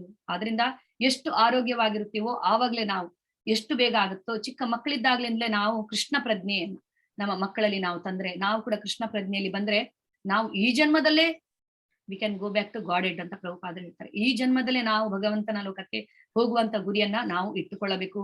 ಆ ಒಂದು ಭರವಸೆ ನಮ್ಗೆ ಇಸ್ಕಾನ್ ನಿಂದ ದೊರಕುತ್ತದೆ. ಬೇರೆ ಯಾವ ಕಲ್ಟುಗಳು ನಿಮ್ಗೆ ಈ ಭರವಸೆಯನ್ನ ಕೊಡ್ಲಿಕ್ಕೆ ಸಾಧ್ಯ ಇಲ್ಲ. ಪರ್ಫೆಕ್ಷನ್ ಪ್ರಭುಪಾದರು ಹಾಕಿಕೊಟ್ಟ ಮಾರ್ಗದಲ್ಲಿ ನೀವು ಹೋದ್ರೆ ಸಾಕು, ನಿಮಗೆ ಪರಿಪೂರ್ಣತೆ ಖಂಡಿತ ಸಿಕ್ಕೇ ಸಿಗುತ್ತದೆ. ಯಾರು ನನ್ನ ಮಾತನ್ನು ಕೇಳಿ ಅದನ್ನ ಸರಿಯಾಗಿ ಪಾಲನೆ ಮಾಡ್ತಾರೋ ಅವರ ಜವಾಬ್ದಾರಿ ನನ್ನದು. ಯಾಕಂದ್ರೆ ನನ್ನ ಹತ್ರ ವೈಕುಂಠದ ಬ್ಯಾಕ್ ಡೋರ್ ಇದು ಕೀ ಇದೆ ನನ್ನ ಹತ್ರ. ಸೊ ನಾನು ಹೇಳಿದಾಗೆ ಯಾರು ಕೇಳ್ತಾರೋ ಅವರನ್ನ ವೈಕುಂಠ ಕರೆದುಕೊಂಡು ಹೋಗೋ ಜವಾಬ್ದಾರಿ ನನ್ನದು ಅಂತ ಹೇಳ್ತಾರೆ ಪ್ರಭುಪಾದ. ಸೊ ಆದ್ರಿಂದ ಹರಿನಾಮ ತುಂಬಾ ಸುಲಭವಾಗಿರುವಂತದ್ದು, ತುಂಬಾ ಸರಳವಾಗಿ, ಆದ್ರೆ ನಮ್ಗೆ ಅದರಲ್ಲಿ ರುಚಿ ಇಲ್ಲ. ಆ ರುಚಿಯನ್ನ ಬೆಳೆಸಿಕೊಳ್ಳುವವರೆಗೆ ನಾವು ಅದನ್ನ ಆ ಜಪಿಸ್ತಾ ಇರ್ಬೇಕು. ನಿರಂತರವಾಗಿ ಜಪಿಸ್ತಾ ನಮ್ಗೆ ಆ ರುಚಿ ಬರುತ್ತದೆ. ಸೊ ರೋಗಗ್ರಸ್ತವಾಗುವುದಂದ್ರೆ ಏನು? ಸೊ ಯಾವ ತರ ಅಂದ್ರೆ ಈಗ ನಾವು ನಮ್ಗೆ ಅಂದ್ರೆ ಭಗವಂತನನ್ನ ಮರೆಯುವುದೇ ಎಲ್ಲಾ ನಮ್ಮ ತೊಂದರೆಗಳಿಗೆ ಕಾರಣವಾಗುತ್ತದೆ. ಸೊ ಭೌತಿಕ ಪರಿಹಾರಗಳಿಗೆ ಸಮಸ್ಯೆಯನ್ನ ನಾವು ಭೌತಿಕವಾಗಿ ಕಂಡುಕೊಳ್ಳೋದಕ್ಕೆ ಆಗುದಿಲ್ಲ. ನಮ್ಮ ಜೀವನದಲ್ಲಿ ಹಲವಾರು ಪ್ರಾಬ್ಲಮ್ಗಳಿರುತ್ತೆ. Material problem, spiritual solution. Material problem, material solution ಇಲ್ಲ. ಭೌತಿಕತೆಯಿಂದ ಯಾವುದೇ ಪ್ರಾಬ್ಲಮ್ಗಳಿಗೆ ಸೊಲ್ಯೂಷನ್ ಅನ್ನುವಂಥದ್ದಿಲ್ಲ. ಶಾಶ್ವತವಾದಂತಹ ಪರಿಹಾರ ಬೇಕಂತ ಇದ್ರೆ ನಮ್ಗೆ ಅದು ಆಧ್ಯಾತ್ಮಿಕವಾಗಿ ಮಾತ್ರ ಸಾಧ್ಯ. ಸೊ ಹೇಗೆ ಯಾರು ಕೃಷ್ಣನಿಗೆ ಶರಣ ಆಗುದಿಲ್ಲ ಅನ್ನೋದನ್ನ ಭಗವಂತ ಇಲ್ಲಿ ಹೇಳ್ತಾರೆ. ಸೊ ಶ್ರೀಮದ್ ಭಾಗವತಮಲ್ಲಿ ಏನ್ ಹೇಳಲಾಗಿದೆ? ಅವನು ಇಡೀ ಬ್ರಹ್ಮಾಂಡದ ವಾತಾವರಣವನ್ನು ಪವಿತ್ರಗೊಳಿಸುವವನು. ಇದನ್ನು ಸ್ವಂತ ವ್ಯಕ್ತಿಗಳಿಗೆ ತೀರ್ಥಯಾತ್ರೆ ಮಾಡಬಹುದಾದ ಸ್ಥಳವೆಂದು ಪರಿಗಣಿಸಲಾಗಿದೆ. ಸರ್ವ ಪರಿಪೂರ್ಣ ವ್ಯಕ್ತಿಗಳು ನಿವಾಸಿಗಳ ಅತೀಂದ್ರಿಯ ವಾಸಸ್ಥಾನವಾಗಿರುವುದರಿಂದ ಅವರು ಯಾವುದೇ ಆನಂದವನ್ನ ಅವರು ಪಡೆಯುವುದಿಲ್ಲ ಅಂತ ಇಲ್ಲಿ ವಿವರಿಸಲಾಗಿದೆ. ಯಾವ ತರ ಒಂದು ಶುದ್ಧ ಭಕ್ತರು ಯಾವ ತರ ಇರುತ್ತಾರೆ ಅನ್ನುವಂಥದ್ದು, ಕೃಷ್ಣನಿಗೆ ಶರಣಾದವರು ಹೇಗಿರುತ್ತಾರೆ ಅಂತೇಳಿ. ಯಾರು ಕೃಷ್ಣನಿಗೆ ಶರಣ ಆಗುವುದಿಲ್ಲ ಅನ್ನೋದನ್ನ ಇಲ್ಲಿ ಹೇಳಲಾಗಿದೆ. ಭಗವದ್ಗೀತೆಯಲ್ಲಿ ಭಗವಂತ ಹೇಳ್ತಾರೆ, ನಮಾಂ ದುಷ್ಕೃತಿ ನೋ ಮೂಢಾಹ ಪ್ರಪದ್ಯಂತೆ ನರಾಧಮಃ ಮಾಯೆಯ ಅಪಹೃತ ಜ್ಞಾನ ಆಸುರಂ ಭಾವಮಾಶ್ರಿತಾಃ. ಮೂರ್ಖರು, ನರಾಧಮರು, ಮಾಯೆಯಿಂದ ಜ್ಞಾನ ನಷ್ಟವಾದವರು ಮತ್ತು ಆಸುರಿ ಸ್ವಭಾವವನ್ನ ಹೊಂದಿರೋರು ನನಗೆ ಶರಣಾಗುವುದಿಲ್ಲ. ಸೊ ಮೂರ್ಖರಿಗೆ ಗೊತ್ತಿಲ್ಲ ನಾನು ದೇವೋತ್ತಮ ಪರಮ ಪುರುಷ, ಅವರು ನನ್ನನ್ನು ಮನುಷ್ಯ ಅಂತ ತಿಳಿದುಕೊಳ್ಳುತ್ತಾರೆ. ಅವಜಾನಂತಿ ಮಾಮೂಢ ಮಾನುಷಿಂ ತನುಮಾಶ್ರಿತಂ ಪರಂ ಭಾವಂ ಅಜಾನಂತೋ ಮಮ ಭೂತ ಮಹೇಶ್ವರಂ ಅಂತ ಭಗವಂತ ಹೇಳ್ತಾರೆ. ಸೊ ಆ ಮೂರ್ಖರಿಗೆ ಗೊತ್ತಾಗುದಿಲ್ಲ ನಾನು ದೇವೋತ್ತಮ ಪರಮ ಪುರುಷ ಅಂತೇಳಿ. ಅದಾದ್ಮೇಲೆ ಯಾರು? ನರಾಧಮರು, ನರರಲ್ಲೇ ಅಧಮರು. ಅದಾದ್ಮೇಲೆ ಮಾಯೆಯಿಂದ ಜ್ಞಾನ ನಷ್ಟವಾದವರು. ಅವರು ತಮ್ಮನ್ನ ತಾವು ಜ್ಞಾನಿಗಳು ಅಂತ ತಿಳಿದುಕೊಂಡಿರ್ತಾರೆ. ಬಟ್ ಅವರು ತಿಳಿದುಕೊಂಡಿರುವಂತ ಜ್ಞಾನ ಮಾಯೆಯಿಂದ ಅದು ಆವೃತವಾಗಿದೆ. ಅವರ ಜ್ಞಾನ ನಷ್ಟವಾಗಿದೆ. ಅವರು ತಮ್ಮ ಊಹಾತ್ಮಕ ಚಿಂತನೆಗಳ ಮೂಲಕ ಕೃಷ್ಣನನ್ನ ಅರಿತುಕೊಳ್ಳೋದಕ್ಕೆ ಹೋಗ್ತಾರೆ. ಆದ್ರೆ ಕೃಷ್ಣನ ಪಾದಗಳಿಗೆ ಅಪರಾಧವನ್ನ ಎಸಗುತ್ತಾರೆ. ಕೃಷ್ಣನನ್ನ ನಿರಾಕಾರ ಅಂತ ಹೇಳ್ತಾರೆ. ಈ ತರ ಎಲ್ಲ ತಿಳಿದುಕೊಳ್ಳೋರು, ಮಾಯೆಯಿಂದ ಜ್ಞಾನ ನಷ್ಟವಾದವರು, ಆಸುರಿ ಸ್ವಭಾವದವರು. ಇವರು ಯಾರು ನನಗೆ ಶರಣಾಗುದಿಲ್ಲ ಅಂತ ಭಗವಂತ ಹೇಳ್ತಾರೆ. ಯಾರು ಶರಣಾಗುತ್ತಾರೆ? ಭಗವಂತ ಹೇಳ್ತಾರೆ, ಚತುರ್ವಿಧ ಭಜಂತೆ ಮಾಂ ಜನಾಹ ಸುಕೃತಿನೋ ಅರ್ಜುನ ಆರ್ಥೋ ಅರ್ಥಾರ್ಥಿ ಜಿಜ್ಞಾಸು ಜ್ಞಾನಿ ಚ ಭರತರ್ಷಭ. ಆರ್ಥೋ ಕಷ್ಟದಲ್ಲಿರುವವರು, ಅರ್ಥಾರ್ಥೋ ಸಂಪತ್ತನ್ನ ಬಯಸಿ ಹೋಗೋರು, ಜಿಜ್ಞಾಸು ಇನ್ಕ್ವಿಸಿಟಿವ್ ಅಂದ್ರೆ ಪ್ರಶ್ನೆಯನ್ನ ಮಾಡಿ ಅದರ ಬಗ್ಗೆ ತಿಳಿದುಕೊಳ್ಳೋದಿಕ್ಕೆ ಹೋಗುವವರು, ಅದಾದ್ಮೇಲೆ ಜ್ಞಾನಿ ಪರಮ ಸತ್ಯದ ಬಗ್ಗೆ ತಿಳಿದುಕೊಳ್ಳೋದಿಕ್ಕೆ ಹೋಗುವವರು ಅಂತೇಳಿ. ಸೊ ಈ 4 ತರದ ಜನರು ನನಗೆ ಶರಣಾಗುತ್ತಾರೆ ಅಂತೇಳಿ. ಸೊ ಈಗ ನಮ್ಮ ಕಷ್ಟಗಳ ಒಂದು ಮೂಲ ಏನು? ಅವಿದ್ಯಾ. ನಮಗೆ ನಿಜವಾದ ಜ್ಞಾನ ಇಲ್ಲದಿರುವಂತದ್ದೇ ಅಜ್ಞಾನವೇ ನಮ್ಮ ಎಲ್ಲಾ ಸಂಕಟಕ್ಕೆ ಮೂಲವಾಗುತ್ತದೆ. ನಮ್ಗೆ ತುಂಬಾ ಜನರಿಗೆ ಗೊತ್ತಿಲ್ಲ ಅಲ್ವಾ? ಈಗ ಕೃಷ್ಣ ಪ್ರಜ್ಞೆಗೆ ಬರೋದಕ್ಕಿಂತ ಮುಂಚೆ ಜೀವನ ಅಂದ್ರೆ ಏನು, ನಾನು ಆತ್ಮ ಅನ್ನುವಂಥ ಜ್ಞಾನ ನಮ್ಗೆ ಯಾರಿಗಾದ್ರೂ ಇತ್ತ? ನಾವು ಆತ್ಮ ಅನ್ನುವಂಥದ್ದು ನಮ್ಮನ್ನ ನಾವು ದೇಹದೊಂದಿಗೆ ಗುರುತಿಸಿಕೊಂಡಿದ್ವಿ. ಸೊ ನಮ್ಗೆ ಗೊತ್ತಿರ್ಲಿಲ್ಲ. ಅದಾದ್ಮೇಲೆ ಈ ತರ ಇದೆ ಈ ಜೀವನ ಅನ್ಕೊಂಡು ನಾವು ಈ ಜೀವನವೇ ಆಲ್ ಇನ್ ಆಲ್, ಎಲ್ಲವೂ ಈ ಜೀವನವೇ ಅಂತ ನಾವು ತಿಳ್ಕೊಂಡಿದ್ವು. ಇಲ್ಲೇ ಪರ್ಮನೆಂಟ್ ಆಗಿ ನಾವು ಇರ್ತೀವಿ ಅಂತೇಳಿ. ಸೊ ನಮ್ಗೆ ಕೃಷ್ಣ ಪ್ರಜ್ಞೆಗೆ ಬಂದಾಗ ನಮ್ಗೆ ಅರಿವಾಗುತ್ತದೆ ನಾವು ನಮ್ಮ ಸ್ವರೂಪ ಏನು, ನಾವ್ಯಾರು, ಭಗವಂತ ಯಾರು, ನಮ್ಮ ಮತ್ತು ಭಗವಂತನ ನಡುವಿನ ಸಂಬಂಧ ಏನು, ಎಲ್ಲವೂ ನಮಗೆ ಯಾವಾಗ ಗೊತ್ತಾಗುತ್ತೆ? ನಾವು ಆಧ್ಯಾತ್ಮಿಕ ಜ್ಞಾನವನ್ನ ಪಡೆದಾಗ ಗೊತ್ತಾಗುತ್ತೆ. ಒಬ್ಬರ ಆಧ್ಯಾತ್ಮಿಕ ಗುರುತಿನ ಬಗ್ಗೆ ತಪ್ಪು ಕಲ್ಪನೆ ಅಡಿಪಾಯವನ್ನ ಒದಗಿಸುತ್ತದೆ ಅವಿದ್ಯ. ಅಹಂಕಾರ ಅಂದ್ರೆ ನಿಮ್ಗೆಲ್ರಿಗೂ ಗೊತ್ತು ಯಾವ ತರ ಅಂತ. ಈ ಸಂಕಟದ ಮೂಲ ಅಂದ್ರೆ ನಮ್ಮನ್ನೇ ನಾವು ಗ್ರೇಟ್ ಅಂತ ತಿಳಿದುಕೊಳ್ಳುವಂಥದ್ದು, ನಮ್ಮನ್ನೇ ನಾವು ಬಾಸ್ ಅಂತ ತಿಳಿದುಕೊಳ್ಳುವಂಥದ್ದು, ರಾಂಗ್ ಡೆಸಿಗ್ನೇಷನ್. ಸೊ ಅದನ್ನ ನಾವು ಸರಿಪಡಿಸ್ಕೊಳ್ಬೇಕು. ಅವಿದ್ಯ, ನಮ್ಗೆ ಗೊತ್ತಿಲ್ಲ ನಿಜವಾದ ಒಂದು ಅಂದ್ರೆ ಜೀವನ ಅಂದ್ರೆ ಏನು, ಭಗವಂತ ಅಂದ್ರೆ ಏನು ಅಂತ ಹೇಳಿ. ಸೊ ನಿಜವಾದ ರೋಗ ಯಾವ ತರ ಅಂದ್ರೆ ನಮ್ಮ ಮನಸ್ಸಿನಲ್ಲಿ, ನಮ್ಮ ಹೃದಯದಲ್ಲಿ ಇರುತ್ತದೆ. ಹಾಗೆ ಯಾವ ತರ ನಾವು ಅದನ್ನ ರೋಗಗ್ರಸ್ತ ವ್ಯಕ್ತಿಗೆ ಕೃಷ್ಣ ಪ್ರಜ್ಞೆ ತುಂಬಾ ರುಚಿಕರವಾಗಿಲ್ಲದೆ ಇದ್ದರೂ ಭವರೋಗವು ವಾಸಿಯಾಗಬೇಕೆಂದು ಬಯಸುವವನು ಅತಿಯಾದ ಎಚ್ಚರಿಕೆ ಹಾಗೂ ಶ್ರದ್ಧೆಗಳಿಂದ ಇದನ್ನು ಅವಲಂಬಿಸಬೇಕೆಂದು ಶ್ರೀಲ ರೂಪ ಗೋಸ್ವಾಮಿಯವರು ನಮ್ಗೆ ಉಪದೇಶಿಸುತ್ತಾರೆ. ಸೊ ಈಗ ಗುರು ಪರಂಪರೆಯಿಂದ ಬಂದಿರುವಂತಹ ಗುರುವಿನಿಂದ ನಾವು ಜ್ಞಾನವನ್ನ ಪಡಿಬೇಕು. ಅಂತಹ ಗುರುವಿನ ಬಗ್ಗೆ ತಪ್ಪಾಗಿ ನಾವು ಯಾವತ್ತೂ ಯೋಚಿಸಬಾರದು. ಆತರ ಯೋಚಿಸಿದ್ರೆ ಅದು ಅವಿದ್ಯೆಯಾಗುತ್ತದೆ ಅಂತ ಇಲ್ಲಿ ಹೇಳಲಾಗಿದೆ. ಅದಾದ್ಮೇಲೆ ಈಗ ದುಃಖವನ್ನು ನಿವಾರಿಸುವುದು ಹೇಗೆ? ಮನಸ್ಸು ಶುದ್ಧವಾಗಿದ್ದರೆ ಪ್ರಜ್ಞೆಯು ಶುದ್ಧವಾಗಿರುತ್ತದೆ. ಒಬ್ಬ ಭೌತಿಕ ಕಾಯಿಲೆಯಿಂದ ಹಾನಿಗೊಳಗಾಗುವುದಿಲ್ಲ. ಸೊ ನಮ್ಮ ಮನಸ್ಸನ್ನ ನಾವು ನಿಯಂತ್ರಣದಲ್ಲಿ ಇಟ್ಟುಕೊಳ್ಬೇಕು. ನಮ್ಮ ಪ್ರಜ್ಞೆ ಕೂಡ ಅದು ಶುದ್ಧವಾಗಿರುತ್ತದೆ. ಆದ್ರಿಂದ ಆವಾಗ ನಾವು ಭೌತಿಕ ಕಾಯಿಲೆ ನಮ್ಗೆ ಅದು ತೊಂದರೆಯನ್ನ ಮಾಡುವುದಿಲ್ಲ. ಎಲ್ಲಾ ತಪ್ಪು ಕಲ್ಪನೆಗಳಿಂದ ಮನಸ್ಸು ಮತ್ತು ಹೃದಯವನ್ನು ಶುದ್ಧೀಕರಿಸಲು ಹರೇ ಕೃಷ್ಣ ಮಹಾಮಂತ್ರವನ್ನ ಜಪಿಸಬೇಕು. ಈ ಹರೇ ಕೃಷ್ಣ ಮಹಾಮಂತ್ರ ಜಪಿಸುವುದೊಂದೇ ನಮ್ಗೆ ಮಾರ್ಗ. ಯಾಕೆಂದ್ರೆ ಈ ಮಹಾಮಂತ್ರ ಇದು ಟ್ರಾನ್ಸೆಂಡೆಂಟಲ್ ವೈಬ್ರೇಷನ್, ಸೌಂಡ್ ವೈಬ್ರೇಷನ್. ಈ ಲೌಕಿಕ ಪ್ರಪಂಚಕ್ಕೆ ಸಂಬಂಧಪಟ್ಟಿದ್ದಲ್ಲ ಇದು, ಈ ಭಗವಂತನ ನಾಮ. ಈಗ ನಾನು ಬೇರೆ ಯಾರ್ದಾದ್ರೂ ಒಂದು ಹೆಸರನ್ನ ಒಂದು 10 ಸರ್ತಿ ಹೇಳಿದಾಗ ನನ್ಗೆ ಬೋರ್ ಆಗೋಗುತ್ತೆ. ಈಗ ಉದಾಹರಣೆಗೆ ನಾನು ಈಗ ಮೀರಾ ಮೀರಾ ಮೀರಾ ಅಂತ ನನ್ಗೆ ಅಂದ್ರೆ ಒಂದು 10 ಸರ್ತಿ ಯಾರೇ ಇರ್ಲಿ, ಈಗ ನನ್ನ ಹೆಸರನ್ನೇ ಬೇರೆಯವ್ರು ಹೇಳಿ ಒಂದು 10 ಸರ್ತಿ ಹೇಳುವಾಗ ನಮ್ಗೆ ಏನಿದು ಒಂಥರ ಏನೋ ಒಂಥರ ಅನ್ಸುತ್ತೆ, ಬೋರ್ ಆಗ್ಬಿಡುತ್ತೆ. ಆದ್ರೆ ಭಗವಂತನ ನಾಮವನ್ನ ನೀವು ಜಪಿಸ್ತಾ ಜಪಿಸ್ತಾ ಹೋದಾಗೆ ನಿಮ್ಗೆ ಬೋರ್ ಅಂತ ಅನ್ಸೋದೇ ಇಲ್ಲ. ಇನ್ನೂ ನೀವು ಜಪಿಸ್ಬೇಕಂತ ಅನ್ಸುತ್ತಲ್ವಾ?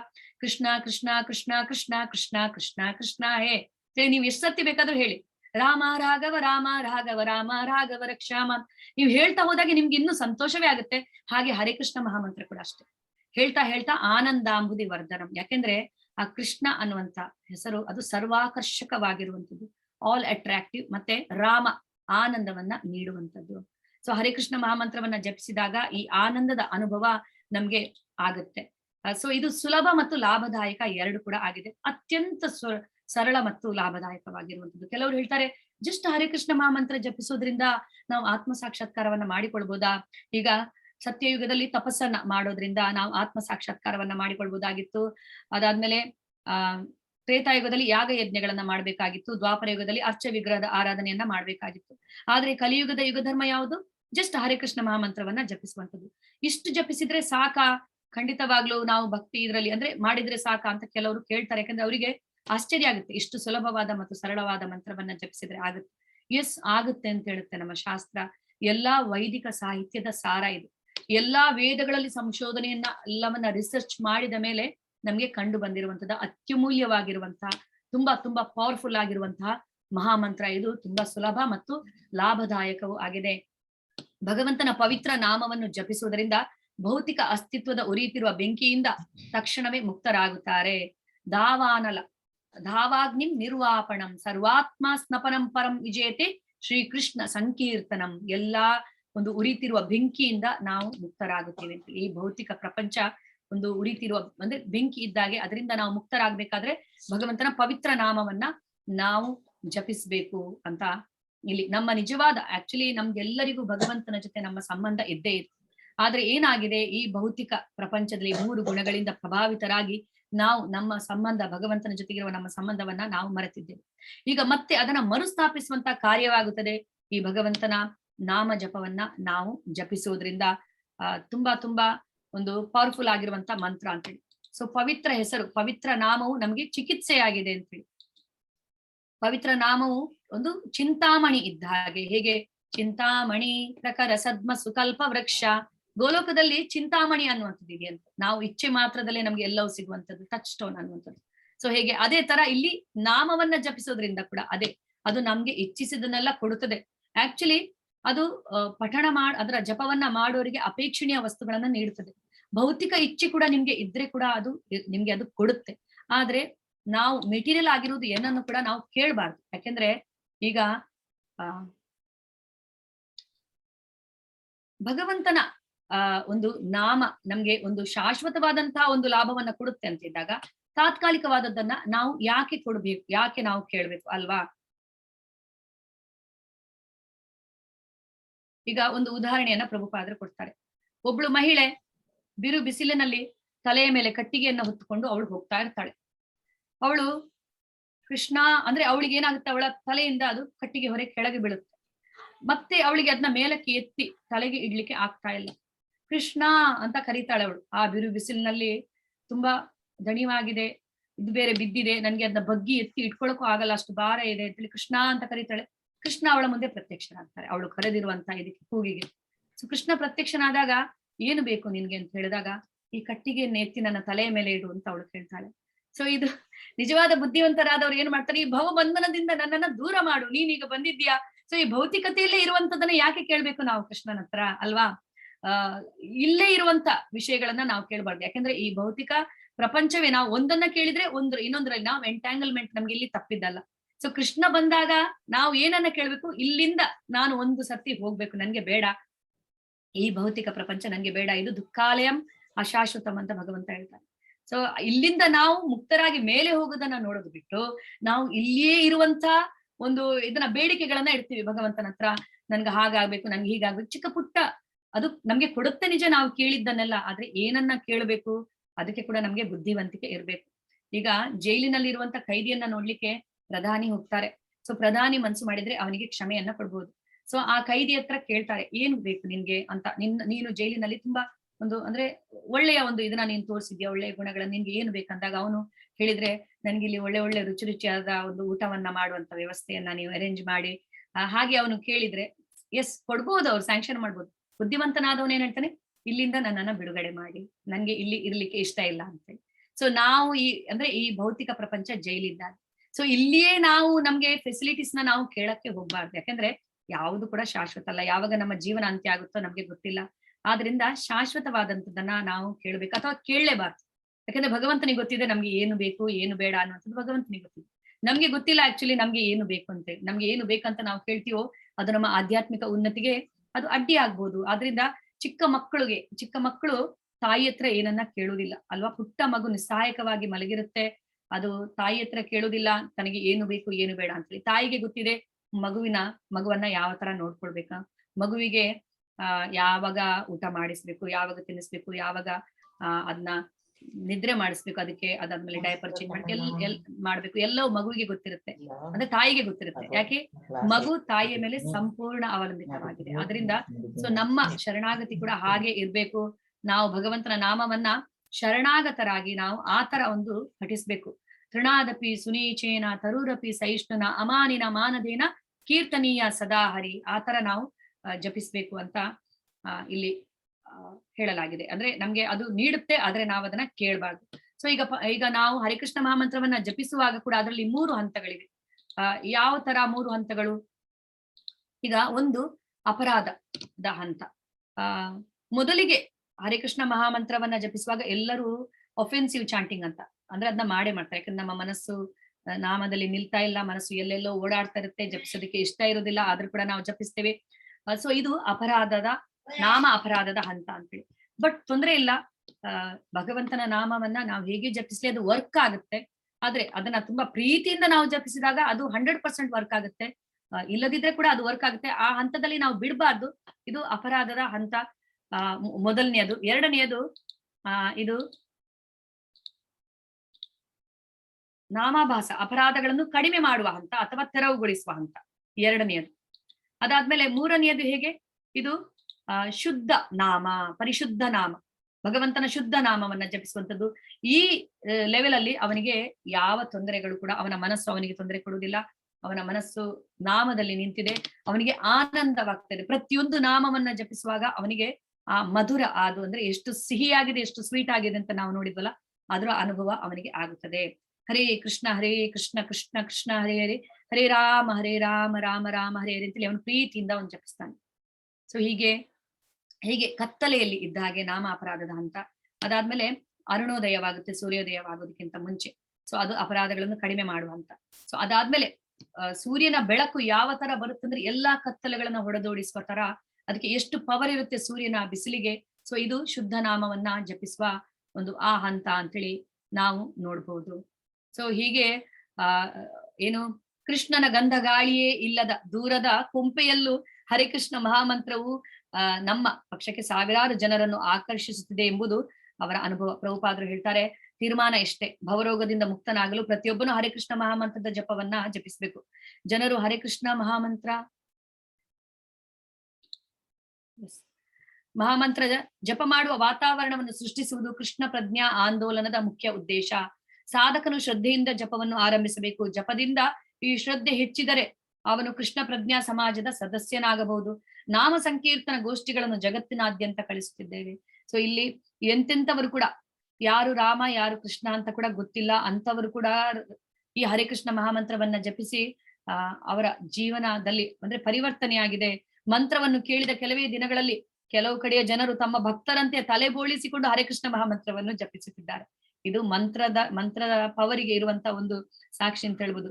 ಇದು ಅನುಕರಣೀಯ ಇರಬಹುದು, ಆದರೆ ಒಳ್ಳೆಯದರ ಅನುಕರಣೆ ಅಪೇಕ್ಷಣೀಯ. ಕೆಲವು ಅನುಕರಣಕಾರರು ಕ್ರಮೇಣ ಗುರುವಿನಿಂದ ದೀಕ್ಷೆ ಪಡೆಯ ಬಯಸಿ ದೀಕ್ಷೆಯನ್ನು ಕೂಡ ಪಡೆಯುತ್ತಾರೆ. ಸೊ ಹೀಗೆ ಭಗವಂತನ ನಾಮ ಜಪ, ಸೂರ್ಯನ ಸಂಪೂರ್ಣ ಅಭಿವ್ಯಕ್ತಿತ್ವ, ಶುದ್ಧ ನಾಮವನ್ನ ಜಪಿಸುವಂಥದ್ದು. ಸೊ ಈಗ ಮಾಯೆಯ ಗುರಿ ಏನು? ನಮ್ಮನ್ನ ಮಾಯೆಯ ಒಂದು ಉದ್ದೇಶ ಏನು ಇರುತ್ತೆ? ಕೆಲಸ ನಮ್ಮನ್ನ ನಮ್ಮ ಗುರಿಯಿಂದ ತಪ್ಪಿಸುವಂಥದ್ದು. ಸೊ ಮಾಯೆ ಅದರ ಪ್ರಯತ್ನವನ್ನ ಮಾಡ್ತಾ ಇರುತ್ತೆ, ನಾವು ನಮ್ಮ ಪ್ರಯತ್ನವನ್ನ ಮಾಡ್ಬೋದು.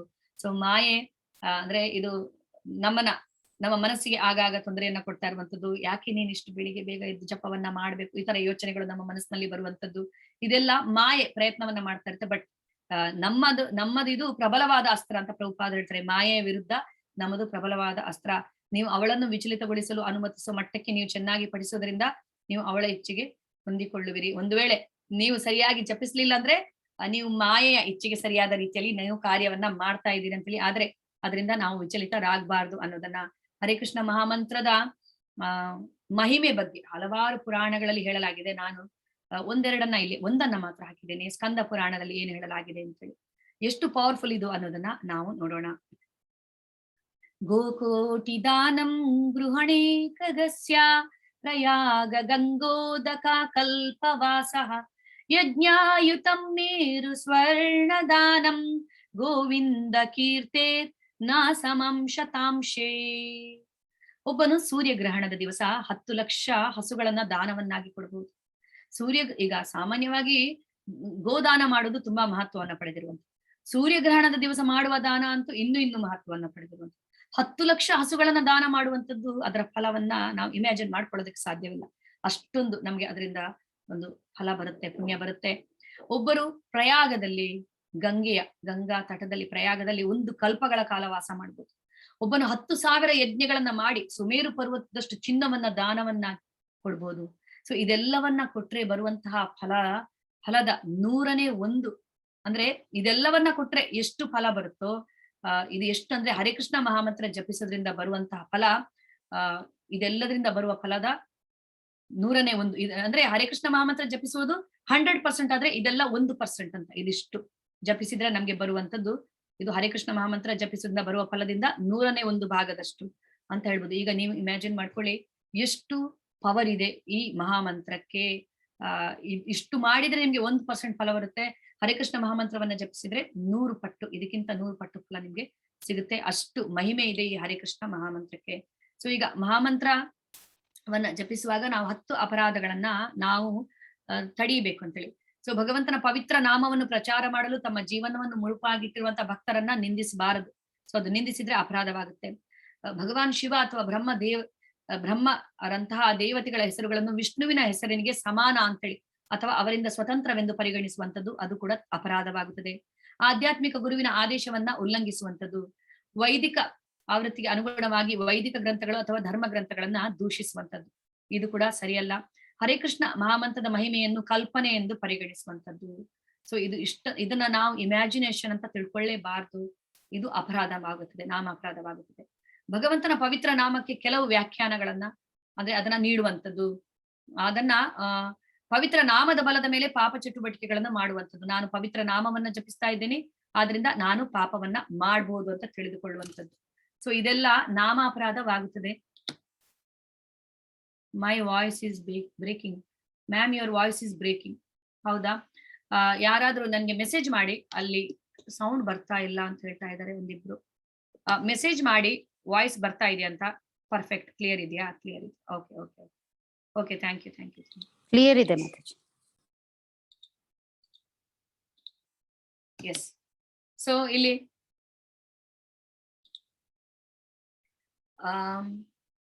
ಪವಿತ್ರ ನಾಮದ ಬಲದ ಮೇಲೆ ಪಾಪ ಚಟುವಟಿಕೆಗಳನ್ನು ಮಾಡುವಂಥದ್ದು. ನಾನು ನಾಮವನ್ನ ಜಪಿಸ್ತಾ ಇದ್ದೇನೆ, ಆದ್ರಿಂದ ನಾನು ಪಾಪ ಮಾಡ್ಬೋದು. ಯಾಕಂದ್ರೆ ಹರೇ ಕೃಷ್ಣ ಮಹಾಮಂತ್ರ ಜಪಿಸೋದ್ರಿಂದ ಎಲ್ಲ ಪಾಪಗಳು ನಷ್ಟವಾಗುತ್ತಲ್ಲ ಅಂತೇಳಿ ಪಾಪವನ್ನ ಮಾಡುವಂಥದ್ದು, ಇದು ನಾಮ ಅಪರಾಧವಾಗುತ್ತದೆ. ಹರೇ ಕೃಷ್ಣ ಮಹಾಮಂತ್ರವನ್ನ ವೇದಗಳಲ್ಲಿ ಒಂದು ಕರ್ಮಕಾಂಡದ ಚಟುವಟಿಕೆಗಳ ತರ ಅದಕ್ಕೆ ಒಂದೇ ಸಮ ಅಂತ ಇದನ್ನ ಪರಿಗಣಿಸುವಂಥದ್ದು. ಕರ್ಮಕಾಂಡ ಅಂದ್ರೆ ನಾವು ಅಂದ್ರೆ ಯಾಗ ಯಜ್ಞಗಳನ್ನ ಮಾಡುವಂಥದ್ದು ಕಾಮ್ಯ ಕರ್ಮ, ಯಾವ್ದಾದ್ರು ಒಂದು ಇಚ್ಛೆಯನ್ನ ಇಟ್ಕೊಂಡು ಮಾಡುವಂತ ಒಂದು ಯಾಗ ಯಜ್ಞಗಳು. ಅದಕ್ಕೆ ಇದನ್ನ ಸಮ ಅಂತ ಪರಿಗಣಿಸಿದ್ರೆ ಅದು ಅಪರಾಧವಾಗ್ತದೆ. ಇದು ಯಾವುದು ಕೂಡ ರಿಚುವಲ್ಸ್ ಅಲ್ಲ. ಹರಿಕೃಷ್ಣ ಮಹಾಮಂತ್ರ ಜಪಿಸುವಂತದ್ದು ರಿಚುವಲ್ ಅಲ್ಲ. ಇದು ಒಂದು ಭಗವಂತನ ಜೊತೆ ಕನೆಕ್ಟ್ ಆಗ್ಲಿಕ್ಕೆ ಇರುವಂತ ಒಂದು ಸಬ್ಲೈಮ್ ಮೆಥಡ್ ಅಂತ ಹೇಳ್ಬೋದು. ಇದು ತುಂಬಾ ತುಂಬಾ ಪವಿತ್ರವಾಗಿರುವಂತದ್ದು, ಟ್ರಾನ್ಸೆಂಡೆಂಟಲ್ ವೈಬ್ರೇಷನ್ ಇದು. ಸೊ ಅದನ್ನ ನಾವು ಯಾವುದಕ್ಕೆ ಕೂಡ ಹೋಲಿಸ್ಲಿಕ್ಕೆ ಸಾಧ್ಯವಿಲ್ಲ. ಪವಿತ್ರ ನಾಮದ ಮಹಿಮೆಗಳ ಬಗ್ಗೆ ನಂಬಿಕೆ ಇಲ್ಲದ ವ್ಯಕ್ತಿಗೆ ಸೂಚನೆಯನ್ನ ನೀಡುವಂಥದ್ದು. ಒಬ್ಬನಿಗೆ ತುಂಬಾ ನಾಸ್ತಿಕನಾಗಿರ್ತಾನೆ, ಅವನಿಗೆ ನಾವು ಇದನ್ನ ಜಪಿಸು ಅಂದ್ರೆ ಅವನು ಕೇಳೋದಿಲ್ಲ, ಅವನು ಅಪರಾಧವಾಗಿ ಮಾತನಾಡಬಹುದು ಅದರ ಬಗ್ಗೆ. ಆದ್ರಿಂದ ನಾವು ಅಂತವರಿಂದ ದೂರ ಇರೋದು ಒಳ್ಳೇದು. ಯಾಕೆಂದ್ರೆ ಅವನಿಗೆ ಹೇಳುವಂತ ಅವಶ್ಯಕತೆ ಇಲ್ಲ. ಯಾಕಂದ್ರೆ ಅವನು ಕೇಳೋದು ಕೂಡ ಇಲ್ಲ. ಹೇಳಿದ್ರೆ ಅವನು ಅದರ ಬಗ್ಗೆ ಅಪರಾಧವಾಗಿ ಮಾತಾಡಿದಾಗ ಅದು ಅಪರಾಧವಾಗುತ್ತೆ. ಆದ್ರಿಂದ ಅಂತವರಿಗೆ ಸೂಚನೆಯನ್ನ ಕೊಡಬಾರ್ದು. ಅದಾದ್ಮೇಲೆ ಕೊನೆಯದು ಸಂಪೂರ್ಣವಾಗಿ ನಂಬಿಕೆ ಇಲ್ಲದೆ ನಾವು ಚಾಂಟಿಂಗ್ ಅನ್ನ ಮಾಡುವಂಥದ್ದು, ಭೌತಿಕ ವಿಷಯಾಸಕ್ತಿಗಳನ್ನ ನಾವು ಹೊಂದಿರುವಂಥದ್ದು, ಭಗವಂತನ ನಂಬಿಕೆ ಅಂದ್ರೆ ಜಪವನ್ನ ಮಾಡುವಾಗ ಇದೆಲ್ಲವೂ ನಾಮಾಪರಾಧವಾಗುತ್ತದೆ. ಜಪ ಮಾಡುವಾಗ ಅಜಾಗರೂಕತೆ ವಹಿಸುವುದು ಕೂಡ ವಹಿಸದೆ ಇರುವುದು ಕೂಡ ಅಂದ್ರೆ ಅಜಾಗರೂಕತೆ ಇರುವುದು ಕೂಡ ಅಪರಾಧವಾಗುತ್ತೆ. ವೈಷ್ಣವ ಎಂದು ಹೇಳಿಕೊಳ್ಳುವ ಪ್ರತಿಯೊಬ್ಬ ಭಕ್ತನು ಬಯಸಿದ ಯಶಸ್ಸನ್ನು ತ್ವರಿತವಾಗಿ ಸಾಧಿಸಲು ಈ ಅಪರಾಧಗಳ ವಿರುದ್ಧ ಕಾವಲು ಕಾಯಬೇಕು ಇದು ಅಂತೇಳಿ.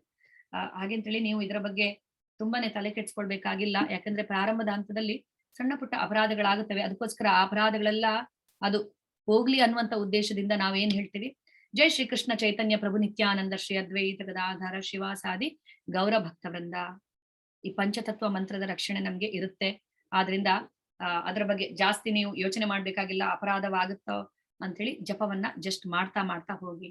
ಸೊ ಭಕ್ತಿಯ 9 ಹಂತಗಳು ಯಾವುದೆಲ್ಲ ಅಥವಾ ಶ್ರದ್ಧಾ, ಸಾಧು ಸಂಘ, ಭಜನ ಕ್ರಿಯಾ, ಅನರ್ಥ ನಿವೃತ್ತಿ, ಅದಾದ್ಮೇಲೆ ನಿಷ್ಠಾ, ರುಚಿ, ಆಸಕ್ತಿ, ಭಾವ, ಪ್ರೇಮ.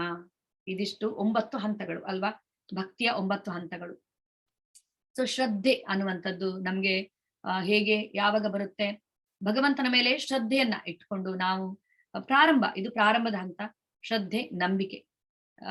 ಭಗವಂತನ ಬಗ್ಗೆ ಶ್ರವಣ ಮಾಡ್ಲಿಕ್ಕೆ ಬಂದವರಿಗೆಲ್ಲ ಭಗವಂತನ ಬಗ್ಗೆ ಶ್ರದ್ಧೆ ಇದೆ ಅಂತಾನೆ ಅರ್ಥ. ಸೊ ಶ್ರದ್ಧೆ ಅಂದ್ರೆ ಅವರು ಅದನ್ನ ಕೇಳುವಂಥದ್ದು ಶ್ರದ್ಧೆಯಿಂದ. ಅದಾದ್ಮೇಲೆ ಏನಾಗುತ್ತೆ, ಸಾಧು ಸಂಘ.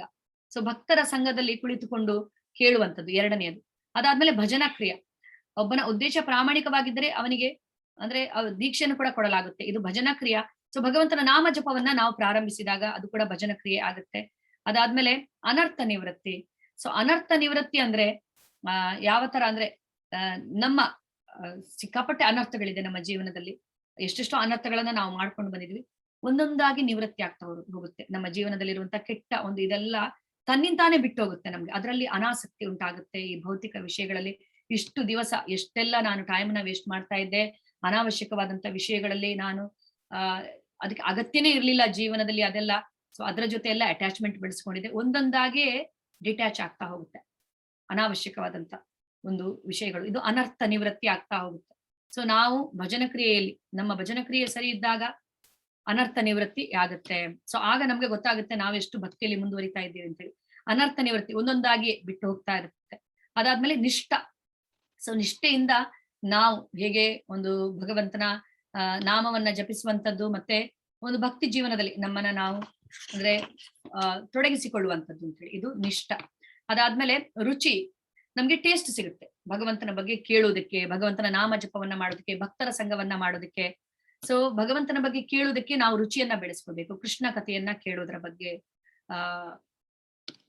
ನಿಮ್ಗೆ ಗೊತ್ತಾಗುತ್ತೆ ನಿಮ್ಗೆ ಎಷ್ಟು ನೀವು ಅಭಿವೃದ್ಧಿ ಹೊಂದಿದ್ದೀರಿ ಅಂತೇಳಿ. ನಿಮ್ಮಲ್ಲಿ ಆಸಕ್ತಿ ಇದ್ರೆ, ಕೃಷ್ಣನ ಬಗ್ಗೆ ಕೇಳೋದಕ್ಕೆ ರುಚಿ ನಿಮ್ಮಲ್ಲಿ ಇದ್ರೆ, ಕೃಷ್ಣ ಕಥೆಯ ಬಗ್ಗೆ ಆ ಟೇಸ್ಟ್ ನಿಮ್ಗೆ ಸಿಕ್ಕಿದ್ರೆ, ಸೊ ನೀವು ಆ ಸ್ಟೇಜ್ ಅಲ್ಲಿ ಇದ್ದೀರಿ ಅಂತೇಳಿ. ಅದಾದ್ಮೇಲೆ ನಿಷ್ಠಾ, ರುಚಿ, ಆಸಕ್ತಿ. ಸೊ ಆಸಕ್ತಿ ಅನ್ನುವಂಥದ್ದು ನಮ್ಗೆ ಅದರಲ್ಲಿ ಎಷ್ಟು ಇಂಟ್ರೆಸ್ಟ್ ಇದೆ ಅಂತ ಹೇಳಿ ಆ ಒಂದು ಇದರಲ್ಲಿ. ಅದಾದ್ಮೇಲೆ ಭಾವ. ಸೊ ಭಾವ ಅಂದ್ರೆ ಹೇಗೆ ಅವನು ಭಕ್ತಿ ಸೇವಾ ಚಟುವಟಿಕೆಗಳ ಆನಂದಾತಿರೇಕದಲ್ಲಿ ಮುಳುಗಿರುತ್ತಾನೆ, ಇದಕ್ಕೆ ಭಾವ ಅಂತ ಹೇಳುವಂಥದ್ದು. ಸೊ ಭಾವಕ್ಕಿಂತ ಮೇಲೆ ಇರುವಂಥದ್ದು ಪ್ರೇಮ. ಪ್ರೇಮ ಅಂದ್ರೆ ಅವನು ಭಗವಂತನಲ್ಲಿ ಆಲ್ರೆಡಿ ಅವನ ಪ್ರೇಮ ಅಂದ್ರೆ ಅದು ಇದಾಗಿದೆ, ಪ್ರೀತಿ ಪೂರ್ವಕವಾದಂತಹ ಸಂಬಂಧ ಸ್ಥಾಪಿತವಾಗಿದೆ. ಆನಂದಮಯ ಕೋಶದಲ್ಲಿ ಅವನು ಇರುವಂಥದ್ದು. ಅವನು ಇಲ್ಲಿ ಇದ್ದ ಹಾಗೆ ಕೂಡ ಅವನು ಮುಕ್ತಾತ್ಮನು. ಪ್ರೇಮ ಆಲ್ರೆಡಿ ಎಸ್ಟಾಬ್ಲಿಷ್ ಆಗಿದೆ. ಪ್ರೇಮ ಉಂಟಾದ್ರೆ ಅದು ನಮ್ಮ ಜೀವನ ಸಾರ್ಥಕವಾಗಿರುವುದಂತೆ. ಇದು ಭಕ್ತಿಯ 9 ಹಂತಗಳು. ಈಗ ನಾವು ಶ್ಲೋಕ 8 ನೋಡಿಕೊಳ್ಳೋಣ. ಇಲ್ಲಿಯವರೆಗೆ ವೈದಿ ಸಾಧನ ಭಕ್ತಿ ನಾವು ನೋಡ್ಕೊಂಡು, ಸೊ ಇದು ಭಕ್ತಿಯ ಒಂದು ಮೊದಲ ಹಂತದಲ್ಲಿ ಇರುವಂತದ್ದು. ಈಗ ನಾವು ನೆಕ್ಸ್ಟ್ ನಾವು ತಿಳಿದುಕೊಳ್ಳೋಣ ಮನಸ್ಸಿನ ಬಗ್ಗೆ. ಮನಸ್ಸು ನಮ್ಮ ಮಿತ್ರನ, ನಮ್ಮ ಶತ್ರುವ ಅನ್ನೋದನ್ನ ನಾವು ತಿಳಿದುಕೊಳ್ಳೋಣ.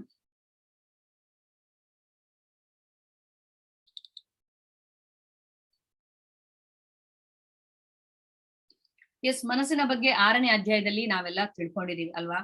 ಮನಸ್ಸು ಹೇಗೆ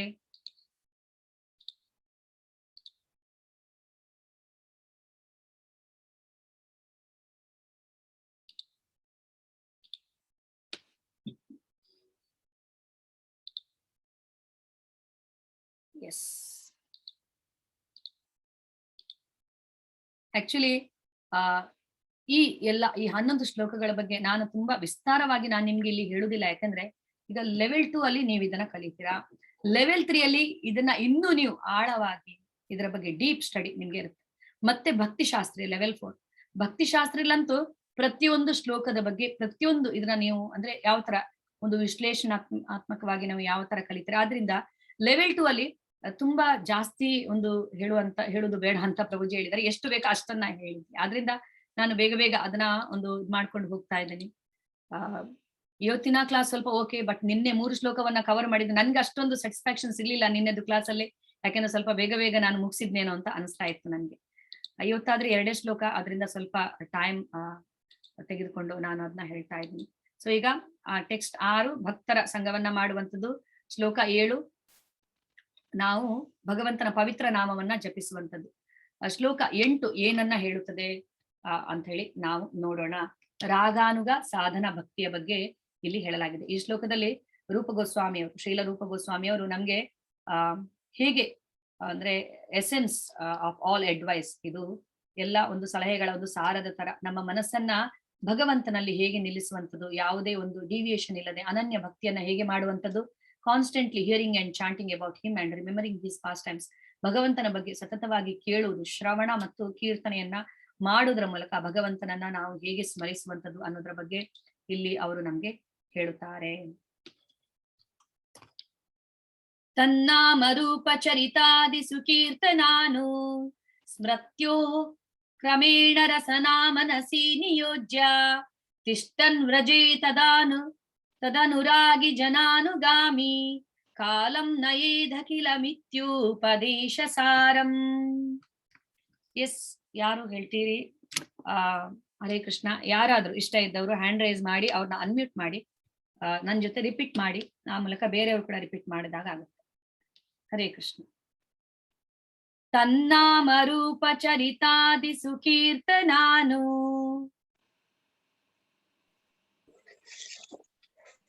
ತನ್ನಾನು ಹಿಂದಿನಲ್ಲಿದೆಯಾ ಮಾತಾಜಿ? ಕೆಳಗಡೆ ನಾನೇ ಓದ್ತೀನಿ ಮಾತಾಜಿ. ತನ್ನಾಮರೂಪಚರಿತಾದಿ ಸುಕೀರ್ತನಾನು ಸ್ಮೃತ್ಯೋ ಕ್ರಮೇಣ ಜಯಲಕ್ಷ್ಮಿ ಅವರೇ, ಒಂದ್ ನಿಮಿಷ. ನಾನು ಹೇಳುವಾಗ ನೀವು ರಿಪೀಟ್ ಮಾಡಿ, ಆದ್ರಿಂದ ಬೇರೆಯವರು ಕೂಡ ರಿಪೀಟ್ ಮಾಡೋದಕ್ಕೆ ಅವಕಾಶ. ಓಕೆ ಮಾತಾಜಿ.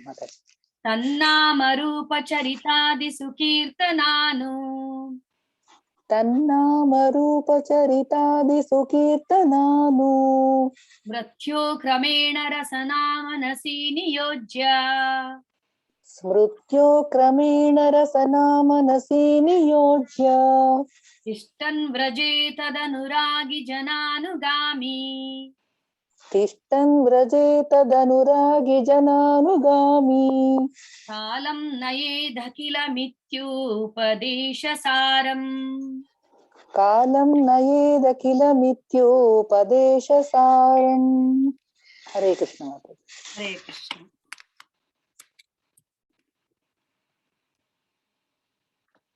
ಸಕಲ ಉಪದೇಶದ ಸಾರವೆಂದರೆ ಮಾನವನು ತನ್ನ ಪೂರ್ಣ ಸಮಯವನ್ನ ಅಂದ್ರೆ ದಿನದ 24 ಗಂಟೆಗಳನ್ನು ಭಗವಂತನ ಪುಣ್ಯ ನಾಮ, ಅವನ ದಿವ್ಯ ರೂಪ, ಗುಣಗಳು ಮತ್ತು ನಿತ್ಯ ಲೀಲೆಗಳ ಸ್ಮರಣೆ ಮತ್ತು ಕೀರ್ತನೆಯಲ್ಲಿ ಕಳೆಯಬೇಕು. ಈ ರೀತಿಯಲ್ಲಿ ಮಾನವನು ತನ್ನ ನಾಲಿಗೆ ಮತ್ತು ಮನಸ್ಸುಗಳನ್ನು ತೊಡಗಿಸಬೇಕು. ನಾನು ಕನ್ನಡದಲ್ಲಿ ಇದನ್ನ ಮಾಡ್ತೀನಿ.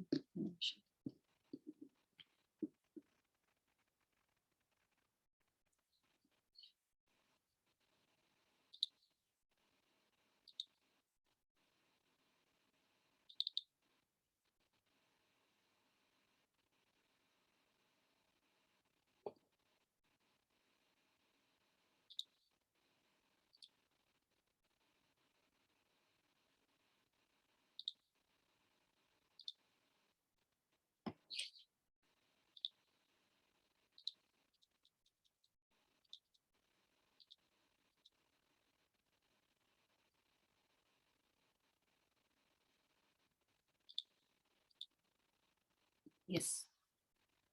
ಸಕಲ ಉಪದೇಶದ ಸಾರವೆಂದರೆ ಮಾನವನು ತನ್ನ ಪೂರ್ಣ ಸಮಯವನ್ನು ಅಂದರೆ ದಿನದ 24 ಗಂಟೆಗಳನ್ನು ಭಗವಂತನ ಪುಣ್ಯ ನಾಮ, ಅವನ ದಿವ್ಯ ರೂಪ, ಗುಣಗಳು ಮತ್ತು ನಿತ್ಯ ಲೀಲೆಗಳ ಸ್ಮರಣೆ ಮತ್ತು ಕೀರ್ತನೆಯಲ್ಲಿ ಕಳೆಯಬೇಕು. ಈ ರೀತಿಯಲ್ಲಿ ಮಾನವನು ತನ್ನ ನಾಲಿಗೆ ಮತ್ತು ಮನಸ್ಸನ್ನು ತೊಡಗಿಸಬೇಕು. ಹೀಗೆ ಅವನು ವ್ರಜದಲ್ಲಿ ಗೋಲೋಕ ವೃಂದಾವನ ಧಾಮದಲ್ಲಿ ವಾಸಿಸುತ್ತಾ ಭಕ್ತರ ಮಾರ್ಗದರ್ಶನದಲ್ಲಿ ಕೃಷ್ಣನ ಸೇವೆ ಮಾಡಬೇಕು. ಭಗವಂತನ ಭಕ್ತಿ ಸೇವೆಯಲ್ಲಿ ಅತಿಯಾಗಿ ಅನುರಕ್ತನಾಗಿರುವ ಭಗವಂತನ ಪ್ರೀತಿಗೆ ಪಾತ್ರರಾದ ಭಕ್ತರ ಹಾದಿಯಲ್ಲಿ ನಡೆಯಬೇಕು. ಸೊ ಈ ಸಲಹೆಯನ್ನ ಅವರು ನಮ್ಗೆ ಕೊಡ್ತಾರೆ. ಇದು ರಾಗಾನುಗ ಭಕ್ತಿಯನ್ನ ತಲುಪಿರುವವರು ಈ ಸ್ಟೇಜ್ ಅಲ್ಲಿ ಅವರು ಇರ್ತಾರೆ ಅಂತ ಹೇಳಿ.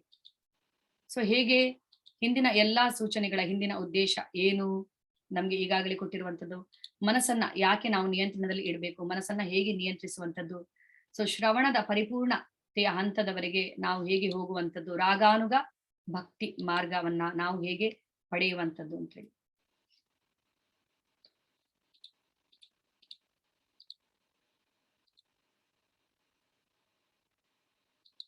ಎಸ್. ಸೊ ಮನಸ್ಸನ್ನ ನಿಯಂತ್ರಿಸುವ ಏಕೈಕ ಮಾರ್ಗ ಮನಸ್ಸಿನ ಆಜ್ಞೆಯನ್ನ ನಿರ್ಲಕ್ಷಿಸುವಂಥದ್ದು ಮತ್ತು ಯಾವಾಗ್ಲೂ ಭಗವಂತನ ಪವಿತ್ರ ನಾಮಗಳನ್ನ ಜಪಿಸುವಂಥದ್ದು. ಸೊ ಮನಸ್ಸು ನಮ್ಗೆ ಎಷ್ಟು ತೊಂದರೆಯನ್ನ ಕೊಡುತ್ತದೆ ನಮ್ಗೆ ಎಲ್ರಿಗೂ ಗೊತ್ತು ಅಲ್ವಾ. ಮನಸ್ಸಿನ ಮಾತನ್ನ ನಾವು ಕೇಳಬಾರ್ದು ಅಂತ ಹೇಳ್ತಾರೆ. ಶ್ರೀಲ ಭಕ್ತಿ ಸಿದ್ಧಾಂತ ಸರಸ್ವತಿ ಗೋಸ್ವಾಮಿ ಅವ್ರು ಹೇಳ್ತಾರೆ, ಬೆಳಿಗ್ಗೆ ಎದ್ದ ತಕ್ಷಣ ಮನಸ್ಸಿಗೆ 4 ಏಟು ಕೊಡ್ಬೇಕು, ಕೊರಕೆಯಿಂದ 4 ಏಟು ಕೊಡ್ಬೇಕು. ನೀನ್ ಹೇಳಿದಾಗೆ ನಾನು ಕೇಳೋದಿಲ್ಲ ಅಂತ ಹೇಳಿ. ಯಾಕೆಂದ್ರೆ ಮನಸ್ಸು ಇಲ್ಲದಿದ್ರೆ ನಮ್ಗೆ ಏನ್ ಮಾಡುತ್ತೆ, ತುಂಬಾನೇ ತೊಂದರೆಯನ್ನ ಕೊಡುತ್ತೆ ಅದನ್ನ ನಿಯಂತ್ರಣದಲ್ಲಿ ಇಟ್ಕೊಳ್ಳಿಲ್ಲ ಅಂದ್ರೆ. ಸೊ ಹೇಗೆ ನಾವು ಅದನ್ನ ನಿಯಂತ್ರಣದಲ್ಲಿ ಇಟ್ಟುಕೊಳ್ಳುವಂಥದ್ದು, ಒಂದೇ ಒಂದು ದಾರಿ ಮನಸ್ಸನ್ನ ನಿಯಂತ್ರಣದಲ್ಲಿ ಇಟ್ಟುಕೊಳ್ಳೋದಿಕ್ಕೆ ಅಂದ್ರೆ ಭಗವಂತನ ನಾಮ ಜಪವನ್ನ ನಾವು ಜಪಿಸುವಂಥದ್ದು. ಹರೇ ಕೃಷ್ಣ ಕೃಷ್ಣ ಕೃಷ್ಣ ಹರೇ ಹರೇ, ಹರೇ ರಾಮ ರಾಮ ರಾಮ ಹರೇ ಹರೇ. ಸೊ ಮನಸ್ಸು ನಮ್ಗೆ ಏನೇನು ಆದೇಶ ಕೊಡುತ್ತೋ ಅದನ್ನ ನಾವು ನಿಗ್ಲೆಕ್ಟ್ ಮಾಡುವಂಥದ್ದು.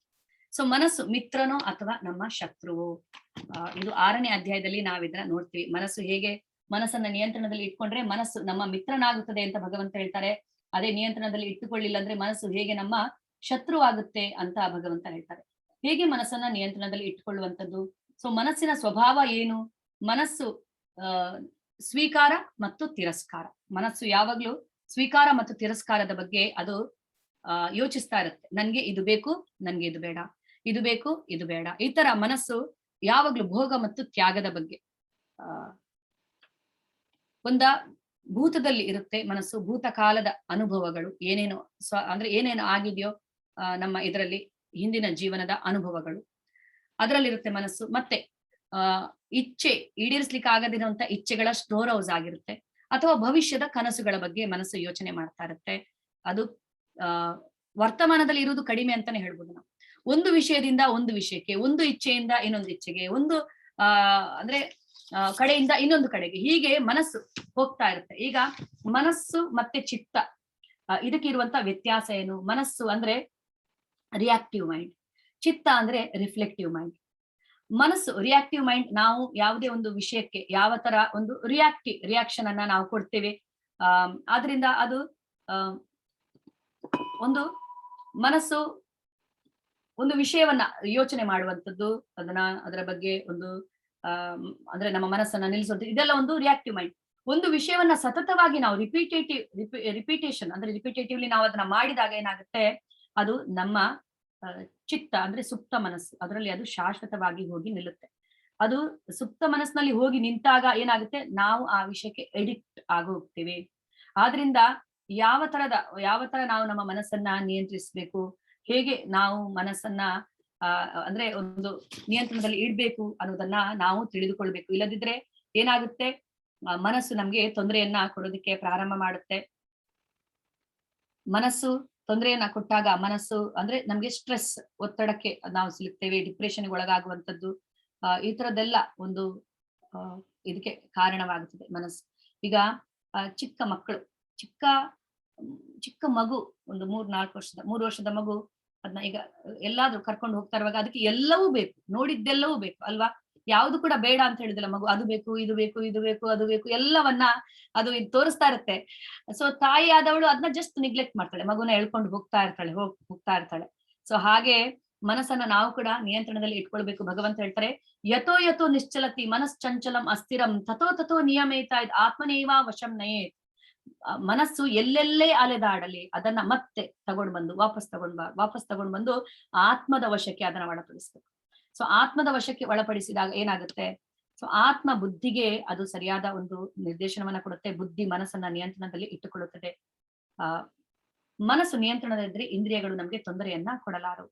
ಇಲ್ಲದಿದ್ರೆ ಮನಸ್ಸನ್ನ ನಿಯಂತ್ರಿಸ್ಲಿಕ್ಕೆ ಆಗದೆ ಮನಸ್ಸೇ ಎಷ್ಟೋ ಜನರಿಗೆ ಚೀಟ್ ಮಾಡಿ ಆತ್ಮಹತ್ಯೆಯನ್ನು ಕೂಡ ಮಾಡಿಕೊಳ್ಳುವಂಥದ್ದು, ಕೆಲವರು ಮಾನಸಿಕ ರೋಗಿಗಳಾಗುವಂಥದ್ದು. ಸೊ ಇದೆಲ್ಲ ಸಾಮಾನ್ಯವಾಗಿ ನಡೆಯುವಂಥದ್ದು. ನಮ್ಮ ಸುಖ ದುಃಖಗಳಿಗೆ ನಮ್ಮ ಮನಸ್ಸೇ ಕಾರಣ ಅಂತ ಹೇಳಲಾಗಿದೆ. ಅವಂತಿ ಬ್ರಾಹ್ಮಣ ಹೀಗೆ ಹೇಳುತ್ತಾನೆ, 11ನೇ ಸ್ಕಂದದಲ್ಲಿ ಅವನ ಒಂದು ಕತೆ ಬರುತ್ತೆ, ಅವಂತಿ ಬ್ರಾಹ್ಮಣ. ಸೊ ಅವನು ಹೇಳ್ತಾನೆ, ನಾಯಂ ಜನೋಮಿ ಸುಖ ದುಃಖ ಹೇತು ನಾದೀವತಾತ್ಮ ಗೃಹ ಕರ್ಮ ಕಾಲಃ ಮನಃ ಪರಂ ಕಾರಣಂ ಆಮನಂತಿ ಸಂಸಾರ ಚಕ್ರ ಪರಿವರ್ತಯೇತ. ಅವನು ಹೇಳ್ತಾನೆ, ಈ ಜನರು ನನ್ನ ಸುಖ ದುಃಖಗಳಿಗೆ ಕಾರಣವಾಗಲಾರರು. ಯಾಕೆಂದ್ರೆ ಇವರು ನನ್ನನ್ನ ಹೀಯಾಳಿಸಿದಾಗ, ಇವರು ನನ್ನನ್ನ ತೆಗಳಿದಾಗ ನಾನು ಅದಕ್ಕೆ ಪ್ರತಿಕ್ರಿಯೆಯನ್ನ ನೀಡ್ಲಿಲ್ಲ ಅಂದ್ರೆ ಹೇಗೆ ನನಗೆ ದುಃಖ ಉಂಟಾಗ್ಲಿಕ್ಕೆ ಸಾಧ್ಯ? ಈಗ ನನ್ನ ಸುಖ, ನನ್ನ ದುಃಖ, ನನ್ನ ಸಂತೋಷ ಬೇರೆಯವರ ಕೈಲಿ ಇದೆಯಾ? ಬೇರೆಯವರು ಹೊಗಳಿದಾಗ ನಾನು ಸಂತೋಷ ಪಡುವಂಥದ್ದು, ಬೇರೆಯವರು ತೆಗಳಿದಾಗ ನಾನು ದುಃಖ ಪಡುವಂಥದ್ದು. ಹಾಗಾದ್ರೆ ನನ್ನ ರಿಮೋಟ್ ಕಂಟ್ರೋಲ್ ಅನ್ನ ನಾನು ಬೇರೆಯವರ ಕೈಗೆ ಕೊಟ್ಟಾಗಾಯ್ತು. ಸೊ ಹೇಗೆ ಇವರು ನನ್ನನ್ನ ಏನ್ ಮಾಡ್ಲಿಕ್ಕೆ ಸಾಧ್ಯ? ಈ ಜನಗಳು ನನ್ನನ್ನ ಏನು ಮಾಡ್ಲಿಕ್ಕೆ ಸಾಧ್ಯವಿಲ್ಲ. ಎಂತ ಸಂದರ್ಭದಲ್ಲಿ ಅವನ ಅದನ್ನ ಹೇಳ್ತಾನೆ? ಸಮಾಜ ಅವನನ್ನ ಕಡೆಗಣಿಸುತ್ತದೆ, ಎಲ್ಲರೂ ಅವನತ್ತ ಕಲ್ಲೆಸಿತಾ ಇರ್ತಾರೆ, ಅವನ ಮೇಲೆ ಉಗಿತಾ ಇರ್ತಾರೆ. ಅಂತ ಸಂದರ್ಭದಲ್ಲಿ ಅವನು ಹೇಳ್ತಾ ಇರುವಂತದ್ದು ಈ ಮಾತನ್ನ. ಯಾಕಂದ್ರೆ ಆವಾಗ ಅವನಲ್ಲಿ ಭಕ್ತಿ ಜಾಗೃತವಾಗಿದೆ, ಆದ್ರಿಂದ ಅವನು ಮನಸ್ಸನ್ನ ನಿಯಂತ್ರಿಸಲಿಕ್ಕೆ ಸಾಧ್ಯವಾಗುತ್ತೆ. ಅವನು ಹೇಳ್ತಾನೆ, ನಾಯಂ ಜನೋಮೇ ಸುಖ ದುಃಖ ಹೇತು, ಈ ಜನರು ನನ್ನ ಸುಖ ದುಃಖಗಳಿಗೆ ಕಾರಣವಾಗಲಾರರು. ನಾ ದೇವತಾತ್ಮ ಗೃಹ ಕರ್ಮ ಕಾಲಃ, ಯಾವ ದೇವತೆಗಳು ಕೂಡ ಅಲ್ಲ, ಗೃಹ ಗತಿಗಳು ಕೂಡ ಅಲ್ಲ, ಕರ್ಮ ಕೂಡ ಅಲ್ಲ, ಕಾಲ ಕೂಡ ಅಲ್ಲ. ಕರ್ಮದ ಫಲ ಇರ್ಬೋದು, ಆದ್ರೆ ನಾನು ನನ್ನ ಮನಸ್ಸಿನಲ್ಲಿ ದೃಢ ನಿರ್ಧಾರದಿಂದ ನಾನು ಸಂತೋಷವಾಗಿರ್ಬೇಕಂತ ನಿರ್ಧರಿಸಿದಾಗ ಯಾರಾದ್ರೂ ಹೇಗೆ ನನ್ಗೆ ತೊಂದರೆಯನ್ನ ಕೊಡ್ಲಿಕ್ಕೆ ಸಾಧ್ಯ? ಮನಃಪರಂ ಕಾರಣಂ ಆಮನಂತಿ, ಈ ಮನಸ್ಸೇ ನನ್ನ ಸುಖ ದುಃಖಗಳಿಗೆ ಕಾರಣ. ಈ ಮನಸ್ಸನ್ನ ನಾನು ನಿಯಂತ್ರಿಸದೆ ಇರುವುದರಿಂದನೇ ಇದು ನನ್ಗೆ ತೊಂದರೆಯನ್ನ ಕೊಡುತ್ತೆ. ನನ್ನ ಮನಸ್ಸನ್ನ ನಾನು ಭಗವಂತನಲ್ಲಿ ನಿಲ್ಲಿಸ್ಲಿಲ್ಲ, ಆದ್ರಿಂದ ನನ್ಗೆ ಮನಸ್ಸು ಇಷ್ಟು ತೊಂದರೆಯನ್ನ ಕೊಡುತ್ತೆ ಅಂತ ಅವನು ಹೇಳ್ತಾನೆ. ಸಂಸಾರ ಚಕ್ರ ಪರಿವರ್ತಯೇತದ್ ಅಂತ ಹೇಳಿ. ಸೊ ಹೀಗೆ ಸ್ನೇಹಿತನಾದ್ರೆ ಅದು ನಮ್ಗೆ ಒಳ್ಳೆ ಒಳ್ಳೆ ಸಲಹೆಗಳನ್ನ ಕೊಡ್ತಾ ಇರುತ್ತೆ, ನಮ್ಮನ್ನ ಅದು ಇಂದ್ರಿಯ ವಿಷಯಗಳಿಂದ ದೂರ ಇಡುತ್ತೆ. ಅದಾದ್ಮೇಲೆ ಒಂದು ನಮ್ಗೆ ಸರಿಯಾದ ನಿರ್ಧಾರವನ್ನ ತೆಗೆದುಕೊಳ್ಳೋದಕ್ಕೆ ಸಹಾಯ ಮಾಡುತ್ತೆ ಮನಸ್ಸು. ಕೊನೆಗೆ ಇದರಿಂದ ನಮ್ಗೆ ಏನಾಗುತ್ತೆ, ನಾವು ಸ್ವತಂತ್ರರಾಗುತ್ತೇವೆ. ಮನಸ್ಸನ್ನ ನಿಯಂತ್ರಿಸಲಿಲ್ಲ ಅಂದ್ರೆ ನಾವು ಸ್ವತಂತ್ರರಾಗುದಿಲ್ಲ, ಅದು ನಾವು ಮನಸ್ಸಿನ ಗುಲಾಮರಾಗುತ್ತೇವೆ, ಇಂದ್ರಿಯಗಳ ಗುಲಾಮರಾಗುತ್ತೇವೆ. ಸೊ ನಿಜವಾದ ಸ್ವತಂತ್ರ ಅಂದ್ರೆ ನಮ್ಮ ಇಂದ್ರಿಯಗಳಿಂದ, ನಮ್ಮ ಮನಸ್ಸಿನಿಂದ ನಾವು ಸ್ವತಂತ್ರವನ್ನ ಪಡೆಯುವಂಥದ್ದು, ಅದೇ ನಿಜವಾದ ಸ್ವತಂತ್ರ. ಅದು ಹೇಳಿದಾಗೆ ಕೇಳುವುದು ಸ್ವತಂತ್ರವಲ್ಲ. ಸೊ ಹೇಗೆ ನಾವು ಮನಸ್ಸಿಗೆ ಯಾವ ತರ ನಾವು ಅದಕ್ಕೆ ಅಂದ್ರೆ ನಿಯಂತ್ರಣವನ್ನ ಮನಸ್ಸಿಗೆ ಹೇಗೆ ಕೊಡ್ಬೇಕು ಅಂತ ಅರ್ಜುನ ಮನಸ್ಸು ಅಂದ್ರೆ ಏಕಾಗ್ರತೆಗೆ ಹೆಸರಾಗಿರುವಂತ ಅರ್ಜುನ ಏನ್ ಹೇಳ್ತಾನೆ, ಚಂಚಲಂ ಹಿ ಮನಃ ಕೃಷ್ಣ ಪ್ರಮಾಥಿ ಬಲವದೃಢಂ ತಸ್ಯಾಹಂ ನಿಗ್ರಹಂ ಮನ್ಯೇ ವಾಯೋರಿವ ಸುದುಷ್ಕರಂ. ಚಲಿಸುತ್ತಿರುವ ಗಾಳಿಯನ್ನ ನಾನು ನನ್ನ ಬಾಣಗಳ ಸಹಾಯದಿಂದ ನಿಯಂತ್ರಿಸಬಲ್ಲೆ, ಆದ್ರೆ ಮನಸ್ಸನ್ನ ಮಾತ್ರ ನನ್ಗೆ ನಿಯಂತ್ರಿಸ್ಲಿಕ್ಕೆ ಆಗುದಿಲ್ಲ. ಮನಸ್ಸು ಪ್ರಕ್ಷುಬ್ಧವಾದದ್ದು, ಹಠಮಾರಿ ತೊಂದರೆಯನ್ನ ಕೊಡುತ್ತೆ. ಪ್ರಮಾಥಿ ಬಲವದೃಢಂ, ಅದು ಮದವೇರಿದ ಆನೆಯ ಹಾಗೆ. ಹೇಗೆ ನಾನು ಅದನ್ನ ನಿಗ್ರಹಿಸಲಿ ಅಂತ ಅರ್ಜುನ ಕೇಳುತ್ತಾನೆ. ಸೊ ಭಗವಂತ ಹೇಳ್ತಾರೆ, ಅಸಂಶಯಂ ಮಹಾಬಾಹೋ ಮನೋ ದುರ್ನಿಗ್ರಹಂ ಚಲಂ ಅಭ್ಯಾಸೇನ ತು ಕೌಂತೇಯ ವೈರಾಗ್ಯೇನ ಚ ಗೃಹ್ಯತೆ. ಅಸಂಶಯಂ ಮಹಾಬಾಹೋ, ಸಂಶಯವೇ ಇಲ್ಲ ಅರ್ಜುನ, ನೀನು ಹೇಳಿದ್ದು ಕರೆಕ್ಟ್. ಮನಸ್ಸು ತುಂಬಾ ತೊಂದರೆಯನ್ನ ಕೊಡುತ್ತೆ, ಅದನ್ನ ನಿಗ್ರಹಿಸುವುದು ತುಂಬಾ ಕಷ್ಟ. ಆದ್ರೆ ನಿಗ್ರಹಿಸ್ಲಿಕ್ಕೆ ಆಗುದಿಲ್ಲ ಅಂತೇಳಿ ಅಲ್ಲ, ಆಗುತ್ತೆ. ಸೂಕ್ತವಾದ ಅಭ್ಯಾಸದ ಮೂಲಕ ಮತ್ತೆ ವೈರಾಗ್ಯದ ಮೂಲಕ ಮತ್ತು ಅಭ್ಯಾಸದ ಮೂಲಕ. ವೈರಾಗ್ಯ ಅಂದ್ರೆ ಡೋಂಟ್ಸ್, ಅಭ್ಯಾಸ ಅಂದ್ರೆ ಡೂಸ್ ಅಂಡ್ ಡೋಂಟ್ಸ್. ಯಾವ ತರ ಮಾಡ್ಬೇಕು, ನಾವು ಯಾವ್ದನ್ನ ಮಾಡ್ಬೇಕು, ಯಾವ್ದನ್ನ ಮಾಡಬಾರ್ದು. ವೈರಾಗ್ಯ ಅಂದ್ರೆ ಅನಾವಶ್ಯಕವಾಗಿರುವಂತ ವಿಷಯಗಳ ಬಗ್ಗೆ ವೈರಾಗ್ಯ. ನೆಗೆಟಿವ್ ಥಾಟ್ಸ್ ಇಂದ ನಾವು ದೂರ ಇಡ್ಬೇಕು. ಒಳ್ಳೆ ಒಳ್ಳೆ ವಿಷಯಗಳನ್ನ ನಮ್ಮ ಮನಸ್ಸಿಗೆ ಕೊಡ್ಬೇಕು. ಭಕ್ತರ ಸಂಘವನ್ನ ನಾವು ಮಾಡ್ಬೇಕು. ಸೊ ಇದೆಲ್ಲ ನಮ್ಮ ಮನಸ್ಸಿಗೆ ಒಳ್ಳೆ ವಿಷಯವನ್ನ ಕೊಡುವಂಥದ್ದು. ಅದಾದ್ಮೇಲೆ ಅದು ಅಭ್ಯಾಸ ಏನ್ ಮಾಡ್ಬೇಕು, ಒಳ್ಳೆಯ ವಿಷಯಗಳನ್ನ ಅಭ್ಯಾಸ ಮಾಡ್ಕೊಳ್ಳುವಂಥದ್ದು, ಕೆಟ್ಟ ವಿಷಯಗಳಿಂದ ವೈರಾಗ್ಯವನ್ನ ಪಡೆಯುವಂಥದ್ದು. ಒಳ್ಳೆಯ ವಿಷಯ ಯಾವುದು? ಭಗವಂತನ ನಾಮ ರೂಪ ಗುಣ ಲೀಲೆಗಳ ಬಗ್ಗೆ ನಾವು ಶ್ರವಣ ಮಾಡುವಂಥದ್ದು, ಸ್ಮರಣ ಮಾಡುವಂಥದ್ದು, ಕೇಳುವಂಥದ್ದು ಎಲ್ಲವೂ, ಅಂದ್ರೆ ಮನನ ಮಾಡುವಂಥದ್ದು, ಜಪಿಸುವಂಥದ್ದು, ಇದೆಲ್ಲವೂ ತುಂಬಾನೇ ಪಾಸಿಟಿವಿಟಿಯಿಂದ ತುಂಬಿದೆ. ಸೊ ಈಗ ಪಾಸಿಟಿವ್ ವಿಷಯಗಳು ನಮ್ಮ ಮನಸ್ಸಿನಲ್ಲಿ ತುಂಬಿದಾಗ ನೆಗೆಟಿವ್ ವಿಷಯಗಳಿಗೆ ಜಾಗನೇ ಇಲ್ಲ.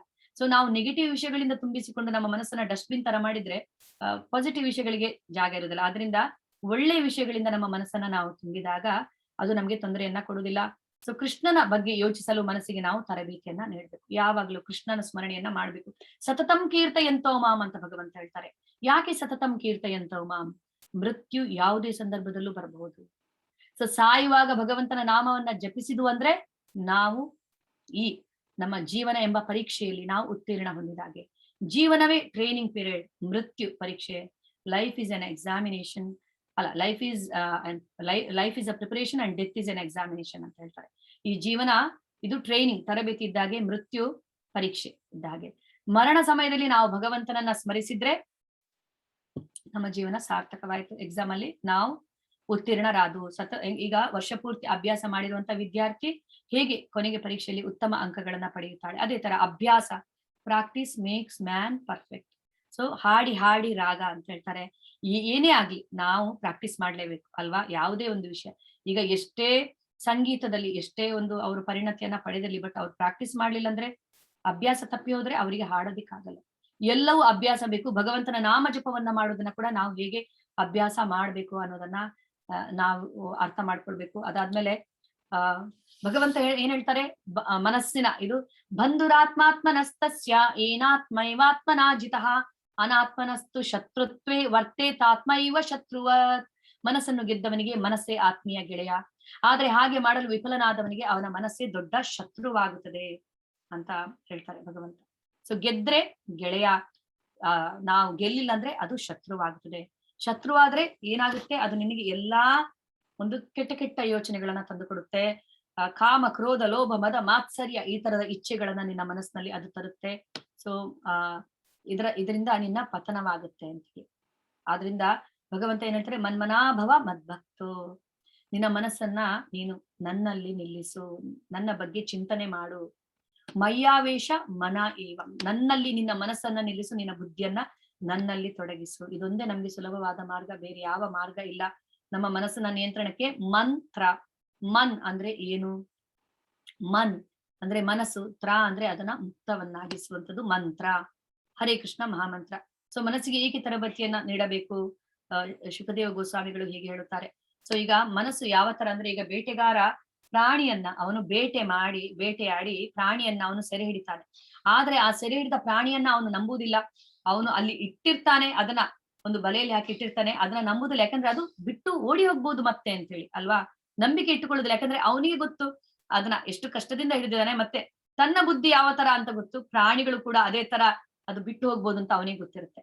ಸೊ ಹಾಗೆ ಆಧ್ಯಾತ್ಮಿಕ ಜೀವನದಲ್ಲಿ ಮುಂದುವರಿದಿರೋರು ಮನಸ್ಸಿನಲ್ಲಿ ನಂಬಿಕೆ ಇಡುವುದಿಲ್ಲ. ಮನಸ್ಸು ನಮ್ಗೆ ಯಾವಾಗ್ಲೂ ಚೀಟ್ ಮಾಡ್ತಾ ಇರುತ್ತೆ, ಅದನ್ನ ನಾವು ನಿಯಂತ್ರಿಸಲಿಲ್ಲ ಅಂದ್ರೆ ಅಂತ ಹೇಳಿ. ಸೊ ಹೇಗೆ ಮನಸ್ಸಿನ ತರಬೇತಿ, ಈಗ ನಾವು ಯಾಕೆ ನಿಯಂತ್ರಣದಲ್ಲಿ ಇಟ್ಕೊಳ್ಬೇಕು, ಹೇಗೆ ಹರಿದಾಸ್ ಠಾಕೂರರು ತಮ್ಮ ಮನಸ್ಸನ್ನ ಯಾವ ತರ ನಿಯಂತ್ರಣದಲ್ಲಿ ಇಟ್ಟುಕೊಂಡ್ರು, ನಿಯಂತ್ರಣದಲ್ಲಿ ಅವರ ಬಳಿ ವೇಶ್ಯೆ ಬಂದಾಗ ಅನ್ನೋದನ್ನ ನಾವು ತಿಳಿದುಕೊಳ್ಬಹುದು ಅಲ್ವಾ. ಆದ್ರಿಂದ ಈ ಮನಸ್ಸನ್ನ ನಿಯಂತ್ರಣದಲ್ಲಿ ಇಟ್ಕೊಳ್ಳೋದು ಹರೇ ಕೃಷ್ಣ ಮಹಾಮಂತ್ರವನ್ನ ಜಪಿಸಿದಾಗ ನಮ್ಗೆ ಸಾಧ್ಯವಾಗುತ್ತೆ. ಎಲ್ಲಾ ವಿದ್ವಾಂಸರು ತಮ್ಮ ಅಭಿಪ್ರಾಯವನ್ನು ವ್ಯಕ್ತಪಡಿಸಿದ್ದಾರೆ. ಮನಸ್ಸು ಸ್ವಭಾವತಃ ಬಹಳ ಪ್ರಕ್ಷುಬ್ಧವಾಗಿದೆ ಮತ್ತು ಅದರೊಂದಿಗೆ ಸ್ನೇಹವನ್ನ ನಾವು ಮಾಡ್ಲೇಬಾರ್ದು. ಮನಸ್ಸಿನೊಂದಿಗೆ ಸ್ನೇಹ ಮಾಡಬಾರ್ದಂದ್ರೆ ಅದು ಮಿತ್ರನಾಗಬೇಕು ನಮ್ಮದು, ಒಳ್ಳೆಯ ಯೋಚನೆಗಳನ್ನ ಕೊಟ್ಟಾಗ.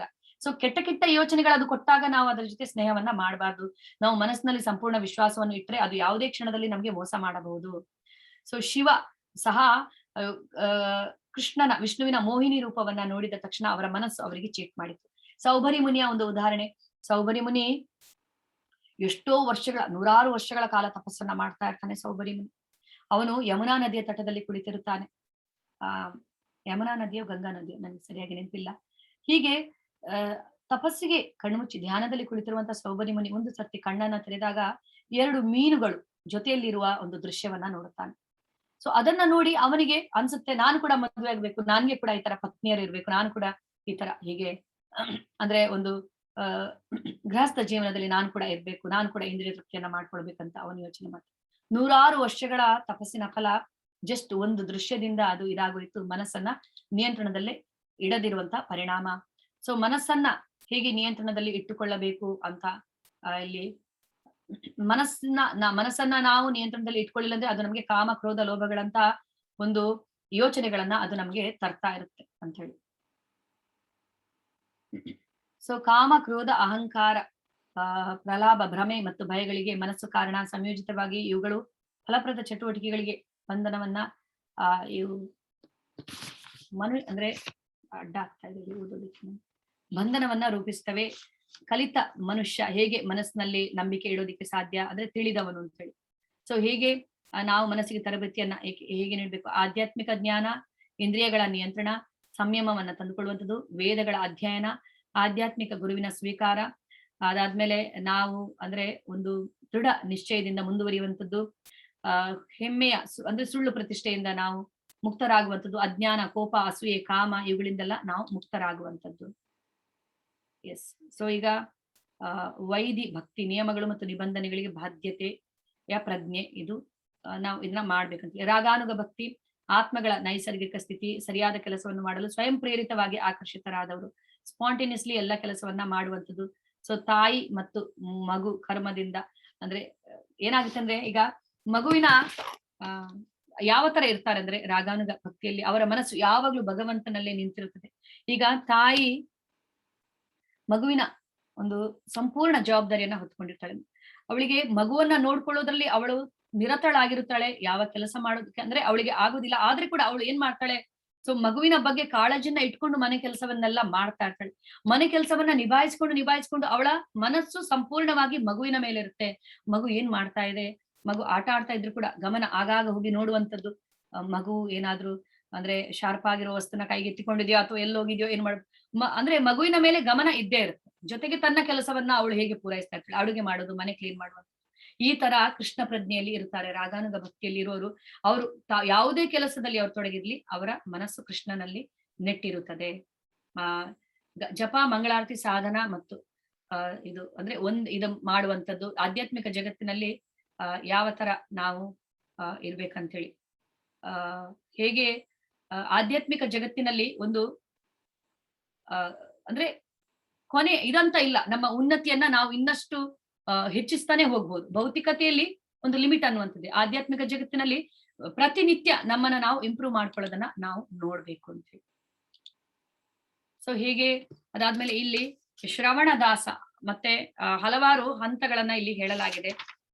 ಯಾವ ತರ ಅಂತ ಹೇಳಿ, ಕನಿಷ್ಠ ಅಧಿಕಾರಿಯಾಗಿರುವ ಹಂತದಲ್ಲಿ ಸದಾ ಕೃಷ್ಣ ಕಥಾ ಶ್ರವಣದಲ್ಲಿ ನಾವು ತೊಡಗಿರ್ಬೇಕು. ಇದನ್ನ ಶ್ರವಣ ದಶೆ ಅಂತ ಹೇಳಲಾಗುತ್ತದೆ. ಶ್ರವಣ ದಶೆ, ಇದು ಸಹ ಶ್ರವಣ ದಾಸ ಅಲ್ಲ, ಇಲ್ಲಿ ಇದನ್ನ ಟ್ರಾನ್ಸ್ಲೇಷನ್ ಮಾಡುವಾಗ ದಾಸ ಅಂತ ಆಗಿರೋದು. ಶ್ರವಣ ದಶೆ ಅಂತ ಹೇಳಿ ಅಂದ್ರೆ ಕೇಳುವಂತ ಹಂತದಲ್ಲಿ ಇದ್ದೀವಿ ಅಂತ. ಕೃಷ್ಣನ ದಿವ್ಯ ನಾಮವನ್ನು, ಅವನ ದಿವ್ಯ ರೂಪ, ಗುಣ ಮತ್ತು ಲೀಲೆಗಳನ್ನು ಸದಾ ಶ್ರವಣ ಮಾಡುತ್ತಾ ವರ್ಣ ದಶೆ ಎಂಬ ಸ್ವೀಕಾರದ ಹಂತವನ್ನ ತಲುಪಬೇಕು. ಅಲ್ಲಿಗೆ ಏನಾಗುತ್ತೆ, ಸತತವಾಗಿ ಕೇಳೋದ್ರಿಂದ ಭಗವಂತನ ಬಗ್ಗೆ ವರ್ಣದಶೆ ಎಂಬ ಹಂತವನ್ನ ಅವರು ತಲುಪ್ತಾರೆ. ಅದಾದ್ಮೇಲೆ ಅವನು ಒಬ್ಬನು ಭಾವಪರವಶತೆಯಿಂದ ಜಪಿಸುವಂತಾದ್ರೆ ಅವನು ಸ್ಮರಣಾವಸ್ಥೆಯನ್ನು ತಲುಪಿದ ಅಂತ ಹೇಳ್ಬೋದು, ತಲುಪುತ್ತಾನೆ ಅಂತೇಳಿ. ಅದಾದ್ಮೇಲೆ ಸ್ಮರಣಾವಸ್ಥೆಯನ್ನ ತಲುಪುತ್ತಾನೆ ಅಂತ. ಧ್ಯಾನ ಮುಂದುವರಿದು ದೃಢವಾದರೆ ಅದು ಅನುಸ್ಮೃತಿಯಾಗುತ್ತದೆ. ಸ್ಮರಣ ದಶ ಅಥವಾ ಸಮಾಧಿ ಸ್ಥಿತಿಯನ್ನು ತಲುಪಿದ ಮೇಲೆ ಎಡೆಬಿಡದೆ ಅನುಸ್ಮೃತಿಯಿಂದ ಒಬ್ಬನು ಸಮಾಧಿ ಸ್ಥಿತಿಯನ್ನು ಹೊಂದುತ್ತಾನೆ. ಸ್ಮರಣ ದಶ ಅಥವಾ ಸಮಾಧಿ ಸ್ಥಿತಿಯನ್ನು ತಲುಪಿದ ಮೇಲೆ ಆತ್ಮನಿಗೆ ತನ್ನ ಮೂಲ ಸಹಜ ಸ್ಥಿತಿ ತಿಳಿಯುತ್ತದೆ. ಆ ಹಂತದಲ್ಲಿ ಅವನು ಸಂಪೂರ್ಣವಾಗಿ ಮತ್ತು ಸ್ಪಷ್ಟವಾಗಿ ಕೃಷ್ಣನೊಡನೆ ತನಗಿರುವ ನಿತ್ಯ ಸಂಬಂಧವನ್ನ ಅರಿಯಬಲ್ಲನು. ಇದನ್ನು ಸಂಪತ್ತಿ ದಶಾ, ದಾಸ ಅಲ್ಲ ಸಂಪತ್ತಿ ದಶಾ, ಜೀವನದ ಪರಿಪೂರ್ಣತೆ ಎಂದು ಕರೆಯುತ್ತಾರೆ. ಸೊ ಭಗವಂತನ ಜೊತೆ 5 ಮುಖ್ಯ ಸಂಬಂಧಗಳನ್ನ ನಾವು ಸ್ಥಾಪಿಸುವಂಥದ್ದು ಅಲ್ವಾ. ಈಗ ಭಕ್ತಿ ಅಂದ್ರೆ ಏನು? ಭಕ್ತಿ ಅಂದ್ರೆ ಭಗವಂತನ ಜೊತೆ ನಮಗಿರುವಂತಹ ಪ್ರೀತಿಪೂರ್ವಕ ಸಂಬಂಧವೇ ಭಕ್ತಿ. ಭಕ್ತಿ ಅಂದ್ರೆ ಕರ್ತವ್ಯ ಅಂದುಕೊಂಡು ನಾವು ಮಾಡುವಂಥದ್ದು ಅಲ್ಲ. ಪ್ರೀತಿಪೂರ್ವಕವಾದ ಸಂಬಂಧವನ್ನ ನಾವು ಸ್ಥಾಪಿಸಲೇಬೇಕು. ಭಕ್ತಿಯಲ್ಲಿ ನಾವು ಮುಂದುವರಿಯಬೇಕಾದ್ರೆ ಸಂಬಂಧ ಇರಲೇಬೇಕು. ಸಂಬಂಧ ಇಲ್ಲದಿದ್ರೆ ಅದು ಅಂದ್ರೆ ವೃದ್ಧಿ ಆಗ್ತಾ ಹೋಗಲ್ಲ. ಸೊ ಸಂಬಂಧ 5 ತರದ ಸಂಬಂಧವನ್ನ ನಾವು ಸ್ಥಾಪಿಸಬಹುದು. ಶಾಂತ, ದಾಸ್ಯ, ಸಖ್ಯ, ವಾತ್ಸಲ್ಯ, ಮಾಧುರ್ಯ. ಶಾಂತರಸ ಅಂದ್ರೆ ತಟಸ್ಥತೆ, ಅಂದ್ರೆ ನಿರಾಸಕ್ತರ, ಅಂದ್ರೆ ಅವರು ನ್ಯೂಟ್ರಲ್ ಆಗಿರುವಂಥದ್ದು. ಈಗ ಹಸುಗಳು ಕೃಷ್ಣನ ಜೊತೆ ಡೈರೆಕ್ಟ್ ಆಗಿ ಲೀಲೆಯಲ್ಲಿ ಭಾಗವಹಿಸಲು, ಬಟ್ ಹಸುಗಳು ಯಾವ ತರ ಒಂದು ಶಾಂತ ರಸದಲ್ಲಿ ಇರುವಂತದ್ದು. ಮತ್ತೆ ಕೃಷ್ಣನ ಕೊಳಲು ಕೂಡ ಆಧ್ಯಾತ್ಮಿಕ ಲೋಕದಲ್ಲಿ ಜಡ ವಸ್ತುಗಳಂತೆ ಯಾವುದೂ ಇಲ್ಲ, ಎಲ್ಲದಕ್ಕೂ ಜೀವ ಇದೆ, ಕೊಳಲಿಗೆ ಕೂಡ. ಸೊ ಕೊಳಲು ತಟಸ್ಥನಾಗಿ ಕೃಷ್ಣನ ಸೇವೆಯನ್ನ ಮಾಡುವಂಥದ್ದು, ಇದು ಶಾಂತರಸ. ದಾಸ್ಯರಸ ಹೇಗೆ ಆದೇಶದ ಅನುಸರಣೆಯನ್ನ ಮಾಡುವಂಥದ್ದು. ಹನುಮಾನ್ ಉತ್ತಮ ಉದಾಹರಣೆ ದಾಸ್ಯ ರಸಕ್ಕೆ. ಸಖ್ಯ ಅರ್ಜುನ ಸಾಕ್ಯ ರಸದಲ್ಲಿ ಭಗವಂತನ ಸೇವೆಯನ್ನ ಮಾಡಿದ. ಅಂಡ್ ಗೋಪಬಾಲರು, ವೃಂದಾವನದಲ್ಲಿರುವಂತಹ ಗೋಪಬಾಲರು ಸಾಕ್ಯ ಒಂದು ರಸದಲ್ಲಿ ಭಗವಂತನ ಜೊತೆ ಸಂಬಂಧ ಸ್ಥಾಪಿಸಿದ್ರು.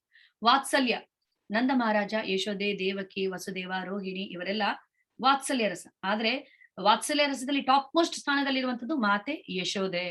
ಮಾಧುರ್ಯ, ಮಾಧುರ್ಯ ಅಂದ್ರೆ ಪ್ರೇಮಿಗಳಾಗಿ ಅಥವಾ ದಾಂಪತ್ಯ ಒಂದು ಇದು ಪ್ರೀತಿ.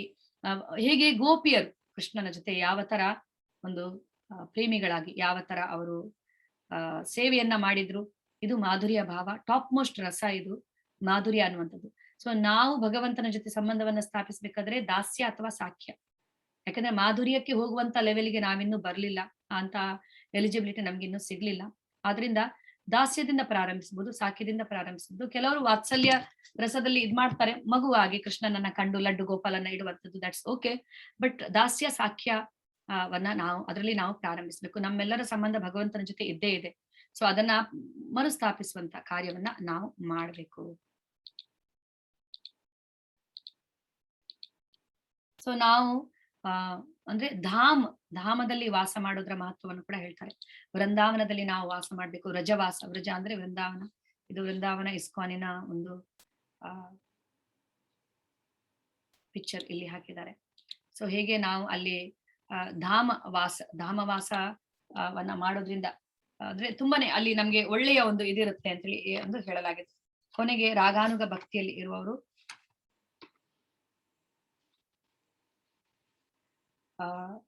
ಧಾಮವಾಸವನ್ನು ಕೂಡ ಮಾಡ್ಬೇಕು. ವೃಂದಾವನ ಅಥವಾ ಮಾಯಪುರ ಅಂತಹ ಧಾಮದಲ್ಲಿ ನಿವಾಸವನ್ನ ಮಾಡ್ಬೇಕು ಅಂತ ವೃಂದಾವನದಲ್ಲಿ ಅಥವಾ ಸ್ವಯಂ ಪ್ರೇರಿತ ಪ್ರೇಮದಿಂದ ಮಾಡುವ ಭಕ್ತಿ ಸೇವೆ ಎಂದು ಕರೀತಾರೆ. ಈ ಹಂತದಲ್ಲಿ ಭಕ್ತನು ವೃಂದಾವನದಲ್ಲಿ ಕೃಷ್ಣನ ನಿತ್ಯ ಸಹಚರರಲ್ಲಿ ಯಾರಾದರೂ ಒಬ್ಬರಂತೆ ನಡೆಯಬಹುದು. ಇದನ್ನು ರಾಗಾನುಗ ಭಕ್ತಿ ಎಂದು ಕರೆಯುತ್ತಾರೆ. ರಾಗಾನುಗ ಭಕ್ತಿಯನ್ನು, ಸ್ವಯಂ ಪ್ರೇರಿತ ಭಕ್ತಿ ಸೇವೆಯನ್ನು ಶಾಂತ ರಸದಿಂದ ಕೂಡ ನಡೆಸಬಹುದು. ಆಗ ಭಕ್ತನು ಕೃಷ್ಣನ ಗೋವುಗಳಂತೆ ಅಥವಾ ಕೃಷ್ಣನ ಕೈಯಲ್ಲಿರುವ ಕೊಳಲಿನಂತೆ, ಇಲ್ಲವೇ ಕೃಷ್ಣನ ಕೊರಳಿನ ಸುತ್ತಲಿನ ಹೂವಿನಂತೆ ಆಗಬಯಸ್ತಾನೆ. ದಾಸ್ಯ ರಸದಲ್ಲಿ ಭಕ್ತನು ಚಿತ್ರಕ, ಪತ್ರಕ ಅಥವಾ ರಕ್ತಕರಂತೆ ಸೇವಕರನ್ನ ಅನುಸರಿಸುತ್ತಾನೆ.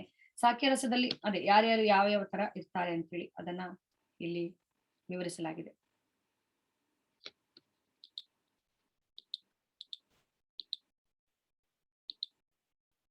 ಎಸ್. ಸೊ ಹೇಗೆ ನಾವು ಸೇವೆಯನ್ನ ಮಾಡುವಂಥದ್ದು, ಭಾವನೆಯೊಂದಿಗೆ ನೇರವಾಗಿ ಮಾರ್ಗದರ್ಶನದ ಅಡಿಯಲ್ಲಿ ಕೃಷ್ಣನ ಒಂದು ನಿರ್ದಿಷ್ಟ ಸಹವರ್ತಿ ಅಂದ್ರೆ ಯಾರು ಭಕ್ತರು ಇರ್ತಾರೋ ಅವರ ಹೆಜ್ಜೆಗಳನ್ನ ನಾವು ಅನುಸರಿಸಬೇಕು ಅಂತೇಳಿ. ಸಾಧುವಾದಲ್ಲಿ ಬಂಧನದಲ್ಲಿ ಆಧ್ಯಾತ್ಮಿಕ ಅಭ್ಯಾಸಗಳು ಸಾಧ್ಯದಲ್ಲಿ ಅಂದ್ರೆ ಸಾಧನ ಮತ್ತು ಸಾಧ್ಯದ ಒಂದು ಇದನ್ನ ಇಲ್ಲಿ ವಿವರಣೆಯನ್ನ ಇಲ್ಲಿ ಕೊಡಲಾಗಿದೆ ಹೇಗೆ ಅಂತೇಳಿ.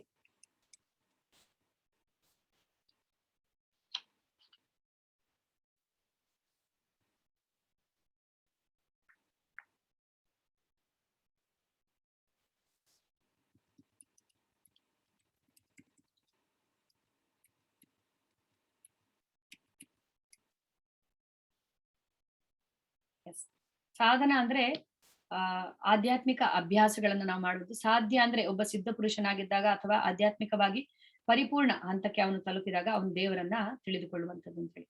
ಸೊ ಸತ್ವದ ಸಾರ ಏನು? ಪಠಣ ಮತ್ತು ನೆನಪಿಸಿಕೊಳ್ಳುವಂಥದ್ದು. ನಾಮ, ರೂಪ, ಗುಣ, ಲೀಲೆ, ಚರಿತ್ರೆ, ಭಗವಂತನ ಚರಿತ್ರೆಯ ಬಗ್ಗೆ, ಭಗವಂತನ ಒಂದು ಲೀಲೆಯ ಬಗ್ಗೆ ತಿಳಿದುಕೊಳ್ಳುವಂಥದ್ದು. ದಿನದ 24 ಗಂಟೆಗಳು ನಾವು ಅಂದ್ರೆ ಭಗವಂತನ ಸ್ಮರಣೆಯನ್ನ ಮಾಡೋದಕ್ಕೆ ವ್ರಜವಾಸಿಗಳನ್ನ ನಾವು ಅನುಸರಿಸುವಂಥದ್ದು, ಅವರ ಹೆಜ್ಜೆಯಲ್ಲಿ ನಾವು ಹೋಗುವಂಥದ್ದು, ವ್ರಜದಲ್ಲಿ ವಾಸಿಸುವಂಥದ್ದು, ನಮ್ಮ ಇಂದ್ರಿಯಗಳನ್ನ ಭಗವಂತನಲ್ಲಿ ತೊಡಗಿಸುವಂಥದ್ದು, ನಾಲಿಗೆ ಮತ್ತು ಮನಸ್ಸನ್ನ ಭಗವಂತನ, ನಾಲಿಗೆ ಜಪ ಮಾಡೋದಕ್ಕೆ, ಮನಸ್ಸನ್ನ ಭಗವಂತನ ಸ್ಮರಣೆ ಮಾಡೋದಕ್ಕೆ ನಾವು ಇಡುವಂಥದ್ದು.